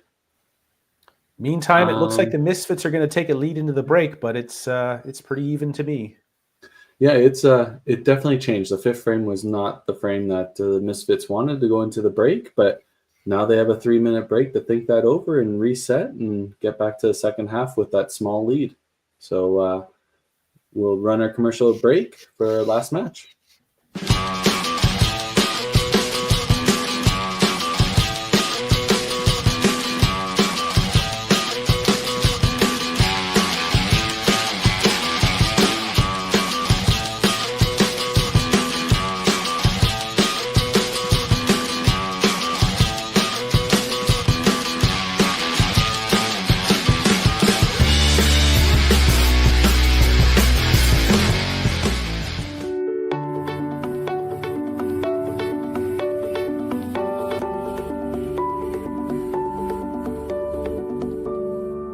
Cargill is proud to be supporting a truly Canadian sport like 5-pin bowling.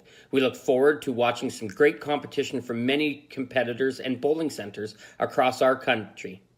With hundreds of locations across Canada, Cargill is committed to helping the Canadian farmer thrive.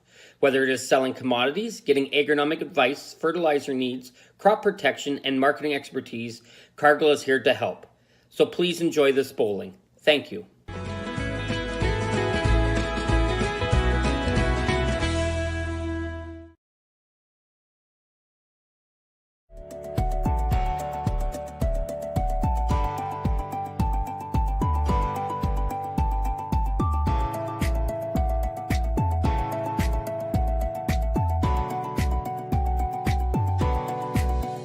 Financial freedom begins with financial literacy.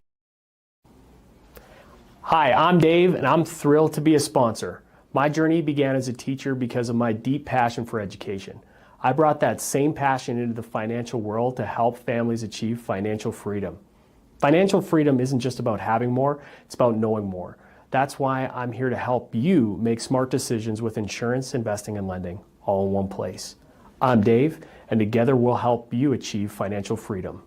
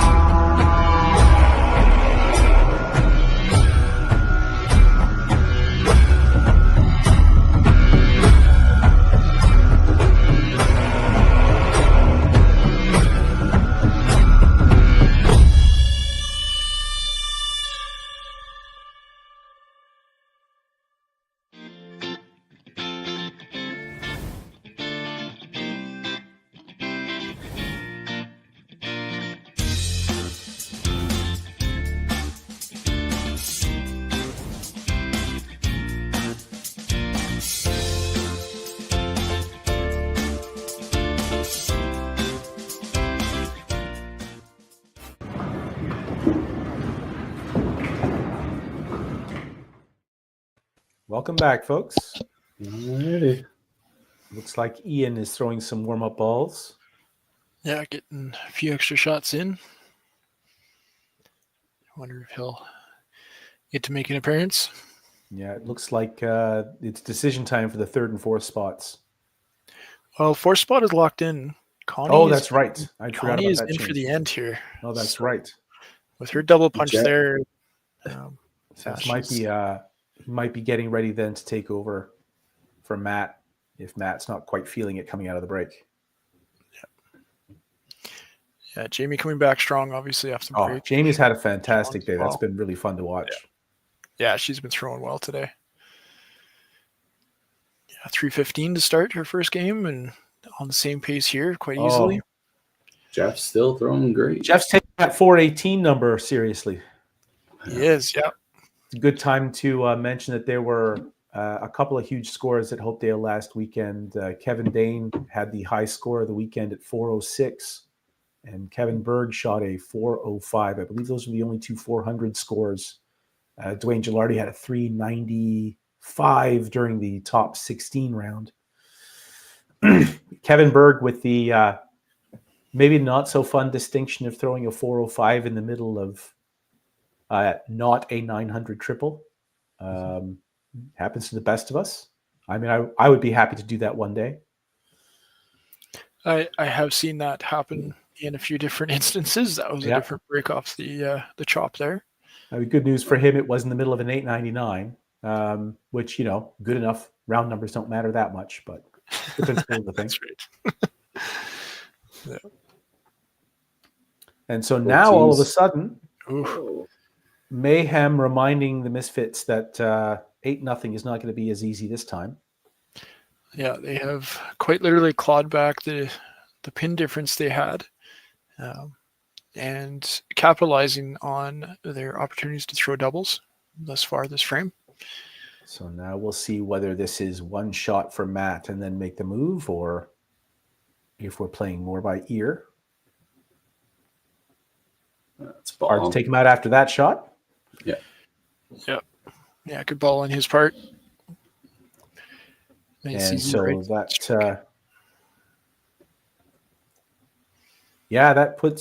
that puts Misfits now a little bit behind the 8 ball there. Depending on these last two shots, and there we go. We're now looking at effectively an even match.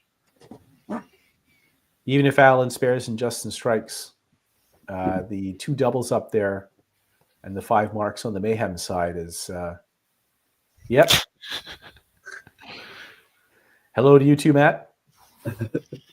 Yeah, the nice little walkthrough. It's good when you see the personalities come out when they're not on the lane, right? Good spare by Alan. Keeping black marks rolling here. Yeah, try and keep something going for Justin here. Just a little bit easier to roll when you've got somebody kind of doing something ahead of you. So yeah, even with a Justin strike, you've got 2 doubles to none to easily make up for the 31 pins. So Mayhem with an advantage and a chance to really blow things open now here in 7 and 8. Yeah. But of course, we've seen Caleb throw the ball very well today. We've seen Jamie throw the ball very well today. So the best defense is 2 strikes here, just to remind Mayhem that it's not the momentum hasn't entirely swung in their direction just yet. Yeah, they're not going away.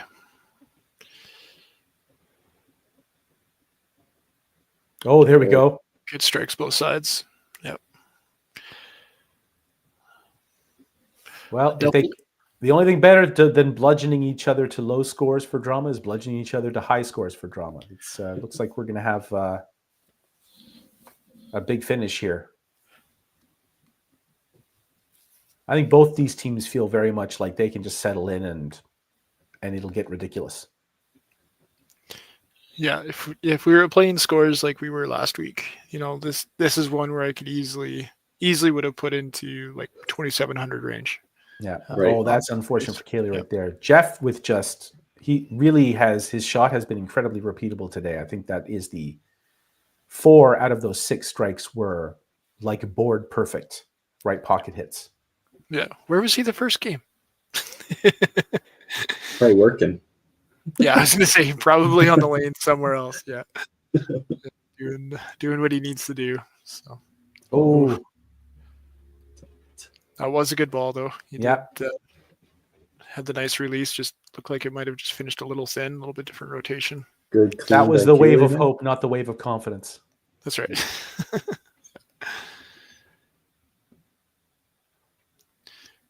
And there we go. Good spare, though. Yeah. Hey, Curtis needs to find the side of the middle again here. Yeah. Yes, just tough, but it's been opens here. Hard to fault him. He's really only missed one spare. Yeah. And he nearly made the spare in two. That kind of almost went unnoticed. That 3-pin was just the head, the neck of the 3-pin was peeking out back onto the pin deck, almost resting right on that left corner pin in that second frame. Yeah. If it was only on 18s, it might have hit it. Yep. Yeah, because the shift comes forward as well, not just yet. Yep. Right, great shots. Alan back on the Alan, side. that just the same shot that Davin just threw. Yep. Yeah. Just the slightest bit light. Yeah, Misfits with their little mascot out in the adjacent gutter there. Oh. Showing him off. Bumble. I think that's his name. Yeah. I do believe Bumble went down skydiving too, so they have a second. Oh, nice. Have some nice pictures there. I was going to say, I think Matt just missed that one with the way he came off that. Yeah. So. Wasn't happy with the execution on it. Nope. There you go. Much better. Ooh, still pulled it though. A little more. Right. Justin looking to match doubles here. Too far. Oh. Okay, so here we go. A little bit of yips. Yeah, that did look very much like a push and pull back. As the arm is coming through and you can feel it's wrong, but you can't stop yourself. Gets the spare, though, so keeps the mark train rolling at least. Gives them a bunch of marks here to carry over into the 8th frame. So Mayhem doing a reasonable job of exploiting those that big buildup in 5 and 6. Not quite running away and hiding yet. And these next two shots. Oh, now that was picture perfect in the left pocket for John. That's it. Yeah. That's the shot that's in his mind. Oh. And Jamie is not going away. Yeah. She's just going to keep it there. Still playing the one pin game. And that 5th frame on both sides. I mean, yes, the miss hurt Jamie more than it hurt John, but still just fantastic. Yeah, they'll and play a good that. reminder that that's all it takes to kill your monster score. That's one of the things that makes this game different from the 10-pin based scoring games. Oh, big bounce, big slide there. That one shot can be worth 60. Yeah, it completely missed his strike. But that would be a ham bone. We caught it. Unofficially, getting it official, yeah. Ham bone there for Jeff. Yeah, short of that left corner, he's thrown great so far this game. Even that left corner wasn't the worst ball ever. No. And this is a really good indication of really how this Misfits team is built, that you've got, 2 players throwing potential monster games and you don't have a huge lead because the Misfits are just solid up and down the lineup. None of them are, yes, Jamie has a good game going, but there are no low scores to work around. They're just all solid. This is how you end up with four bowlers averaging 260. That's right. Yeah. Yeah. They just kind of, they're always there. That's kind of the way they run. They just stay with you and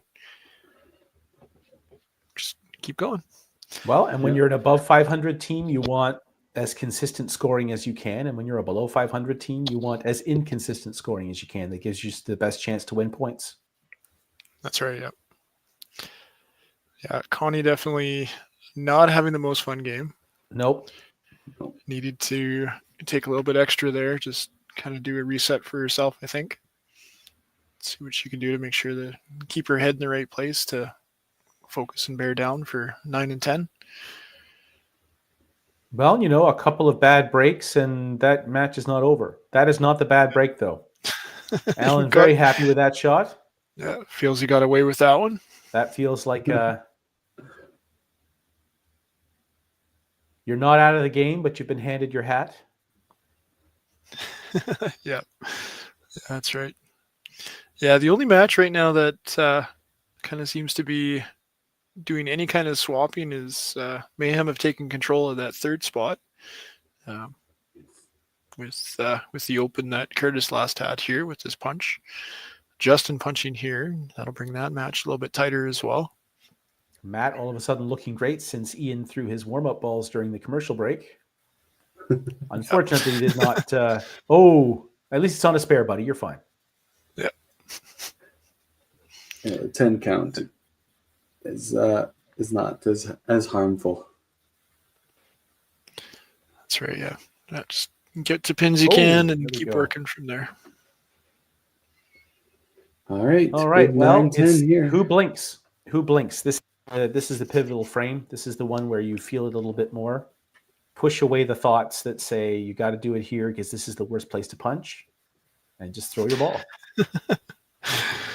I think if there was ever a first black ball cloud. in 10. Yeah, exactly. Yeah, John. There we go. John wasn't as quick up as he was normally. He fears nothing.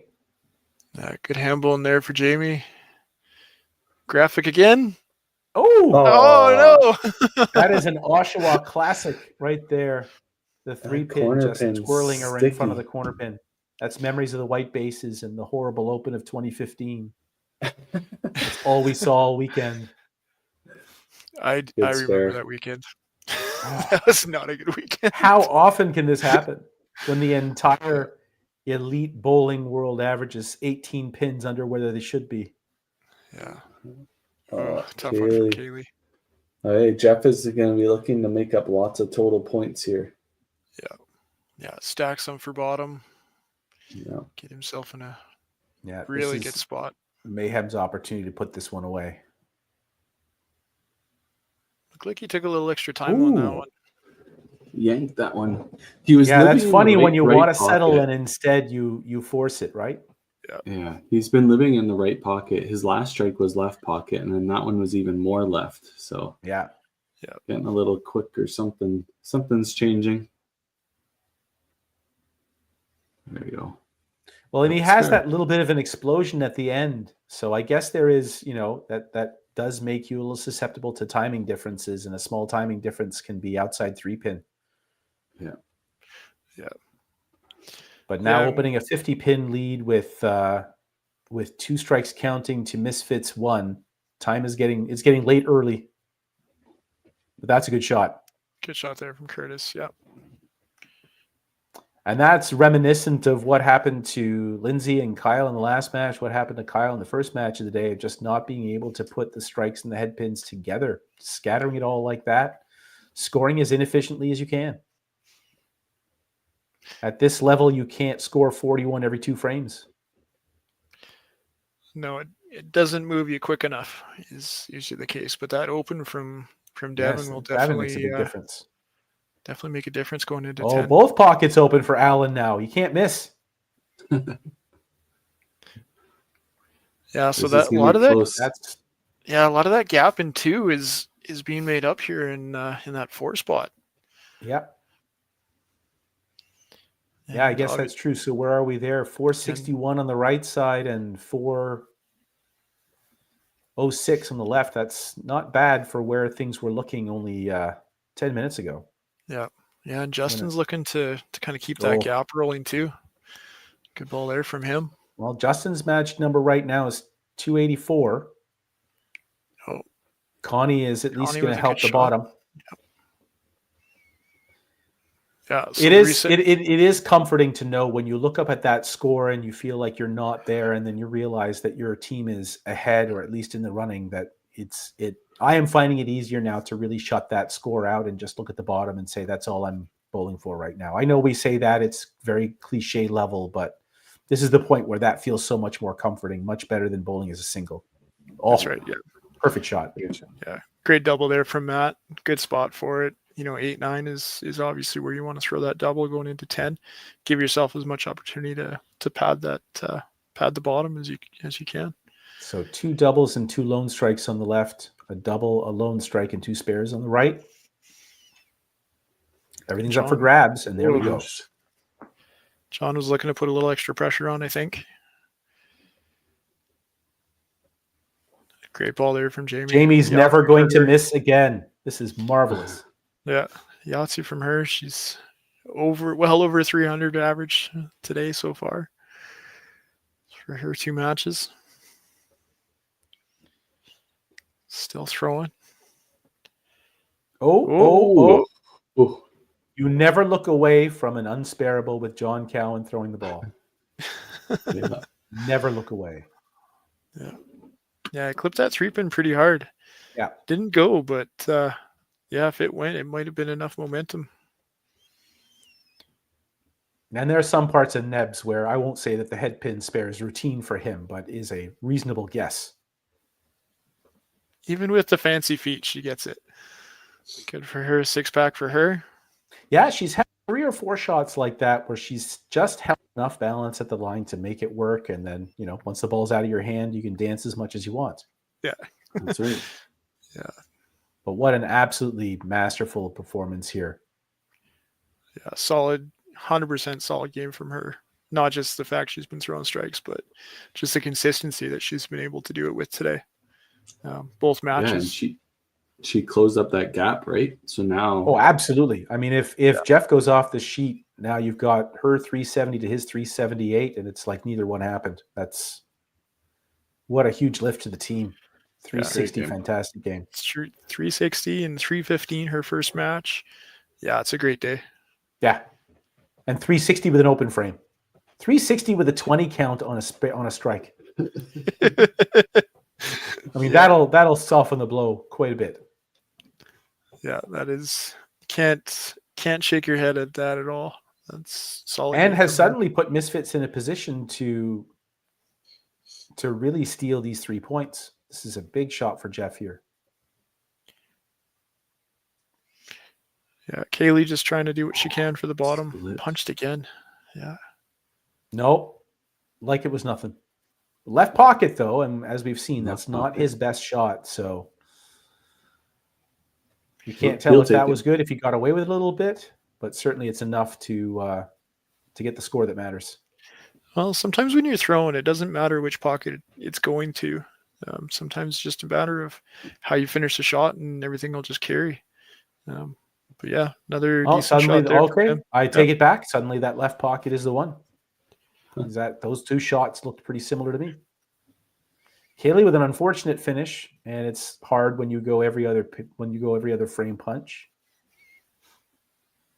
every other frame open.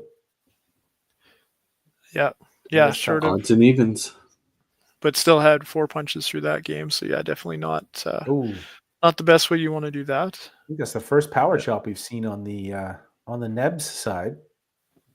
Jeff will have to do a little adjustment in the back to stop that from happening again. Yeah, 373 for Jeff. Great game there.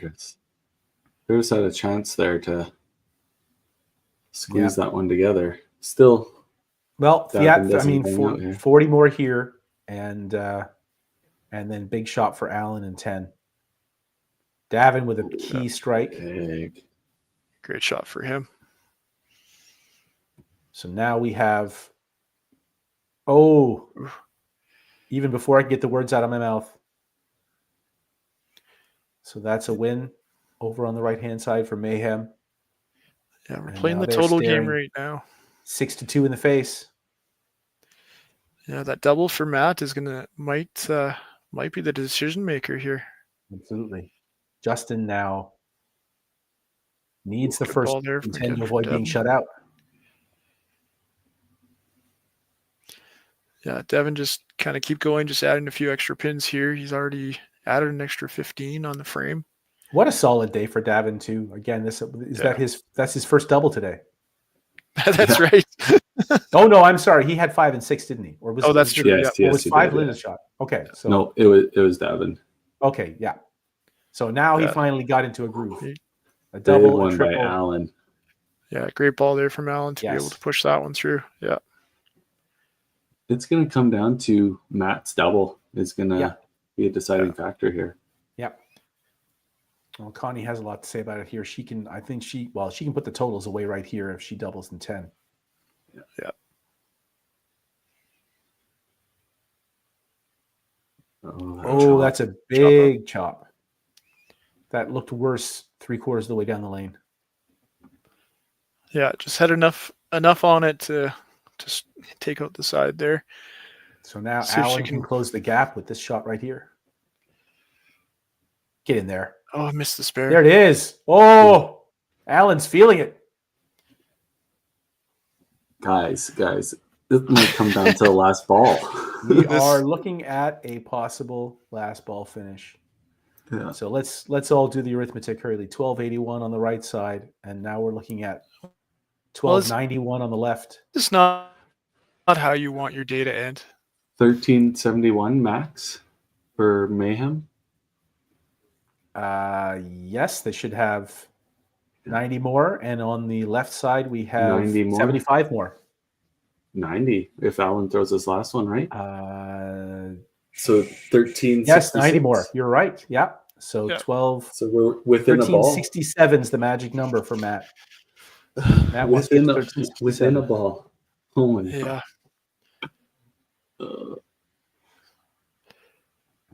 Yeah, Allen's so on waiting for here- a ball too. I was gonna say I think Allen's waiting for that ball to come back.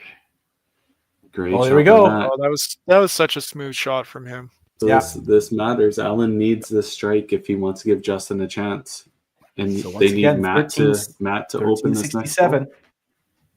41 to go. Holy! This is so Corner spare. Am I doing the arithmetic right there?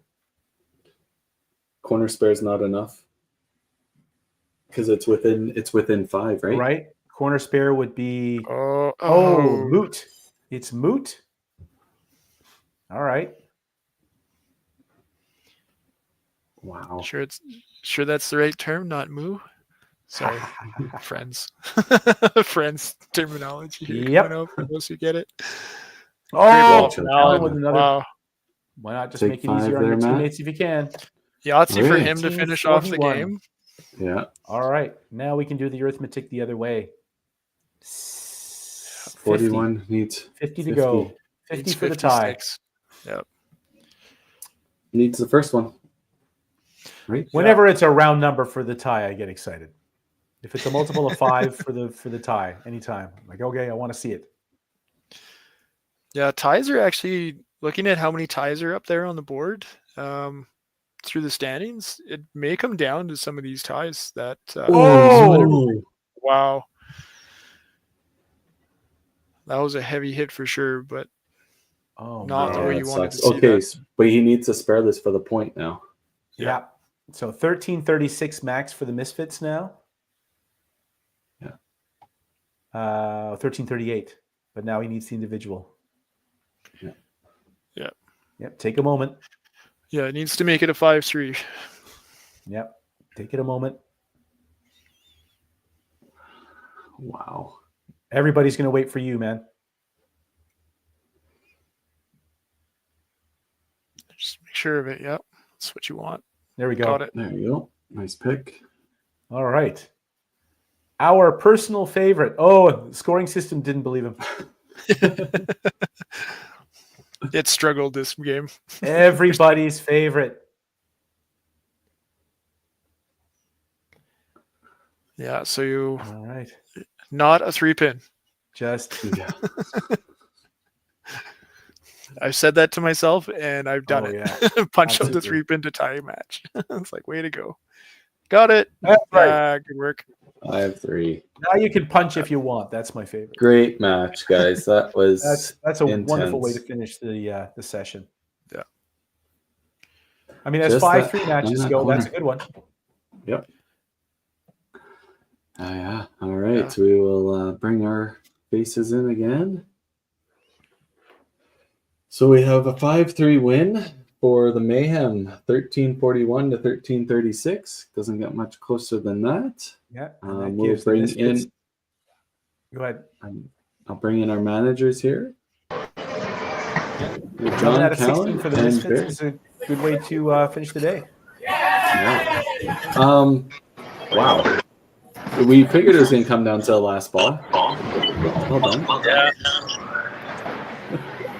Obviously, Barry. For us.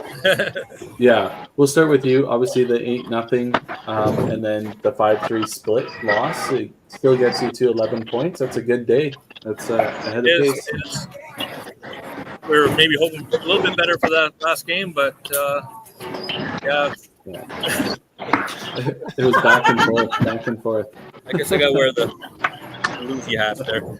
Yeah, no, with our fifth frame there, we sort of had a little blip there, and yeah, didn't get enough marks on marks there. But Jamie came out really strong there. It was Fisher 5 is 10, and yeah, Kaylee was hitting middle throughout the whole thing here. So even though that, and Alan banging out there to give Justin the shot, right? And then exactly. Justin threw it where he needed it to. Unfortunately, it gets tapped. Part of our game, as John knows, he had a few corners today. I think we exhausted the term a few, maybe like 19 frames ago. John, obviously another win for the Mayhem at the 5-3 split. 10 on the day is better than 6. So. Yeah, it's not the worst case scenario. Obviously, not the best case scenario. But all in all, we threw the ball well. It's part of playing a virtual league. Sometimes things fall a little better for the other guy. Yeah. Well, and 5-3 may not feel like a big win, but 600 is a good playoff pace, right? So that's really all that matters. Just keep the playoff pace and go. Anything can happen at the end of the year. Absolutely. So I guess if you look at the day, you guys are the big winners. 11 points for the Misfits, 10 points for the Mayhem. The other teams, unfortunately, are below that 500 pace. That's a crazy way to look at it. We had the 5-3 splits going. Misfits get such a big win, and then another 5-3 split. So great day. Exciting to watch all day. We didn't have any bad games, so that's good. That was good. Yeah, that last match was for sure. Last game was really interesting. For sure. Good. Yes, thank you to both of you for providing that level of drama to end the day with. We try our best. All right, so we'll let you guys. guys. Yeah, you guys are welcome. Best luck the rest of the day, and enjoy some Super Bowl if that's what your day is, or whatever else you got going on. Yeah. Sounds good. All right, thanks, guys. Thanks, guys. Good job. All right. Well, guys, again, thank you for being on and calling the action and interesting discussions as always. I love it. Yeah, at least we had a really good day watching some bowling. No real blowouts besides the Misfits match, but yeah, no 15s, no 14s. It's just right. Pretty. I mean, even for an 8-0 match, that was relatively close. It didn't feel like there was not a lot of shaking our heads and not knowing what to say. It was when the scores were low, it was close, and when the scores were higher, it was still pretty close. Yeah, exactly. Yeah, things went well. Stats, they're going to speak for themselves. Obviously, Mayhem, Misfits having the best days that they could have had. Obviously, everybody could have done a little bit better. You always look back and be like, why didn't I do this frame or whatever, right? But I think everybody gets that at the end of the day. Misfits, Mayhem, obviously still sitting really well for those playoff spots. That's really where you want to be. Eclipse, Venom. Venom still have a lot of matches to go, so they still have an opportunity to improve their record on the year. And see how everything shakes out for the Eclipse at the end. Yeah, and even though Misfits have now got the highest number of points in the league, Rock and Rollers only need a 4-4 to catch them with the match they have in hand. So the battle for first place just got a lot more interesting today. That's right. Yeah. It's probably not what the teams were looking for coming into today. They're thinking, we got to make up lots of ground or get some space. But when they look back at this week, they're going to be like, that was actually a really good week. It held us in, it even gave us a little bit of gainers, and creates a little bit of separation in that the middle of the pack, the best of the rest, I guess, if you want to call it. Yeah, right? it was unfortunate to see some teams falling. It does make, as you say, it makes that battle for fifth place a little bit clearer today. But still, I mean, we've got 6 and 7 teams in it, and that's exciting coming down the stretch. Yeah, 100%. All right. Well, I'm going to let you guys go. Hopefully you have a great rest of your Sunday. If you choose to watch Super Bowl, I know you're both not big NFL fans, but enjoy the rest of your day. You too. Thanks, Gary. Gary. Thanks very much for having us on. No problem. All right. If anybody is interested, obviously podcast this week, but we will be streaming the Timmins Invitational on 5-Pin Universe. And we do have 5PL matches next Sunday as well. So we'll see you all sometime this week. Have a good one, guys. Take care. Farewell.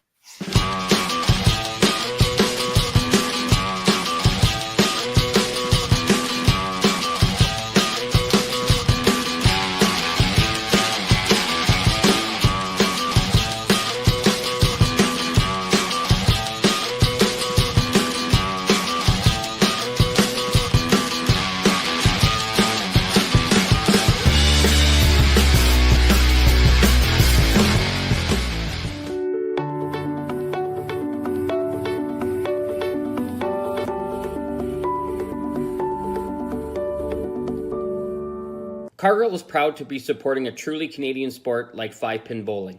We look forward to watching some great competition from many competitors and bowling centers across our country. With hundreds of locations across Canada, Cargill is committed to helping the Canadian farmer thrive. Whether it is selling commodities, getting agronomic advice, fertilizer needs, crop protection, and marketing expertise, Cargill is here to help. So please enjoy this bowling. Thank you.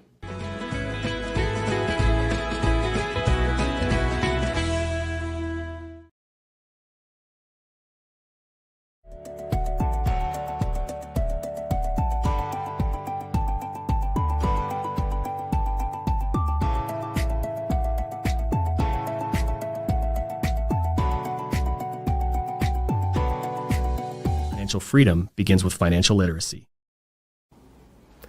Hi, I'm Dave, and I'm thrilled to be a sponsor. My journey began as a teacher because of my deep passion for education. I brought that same passion into the financial world to help families achieve financial freedom. Financial freedom isn't just about having more, it's about knowing more. That's why I'm here to help you make smart decisions with insurance, investing, and lending, all in one place. I'm Dave, and together we'll help you achieve financial freedom.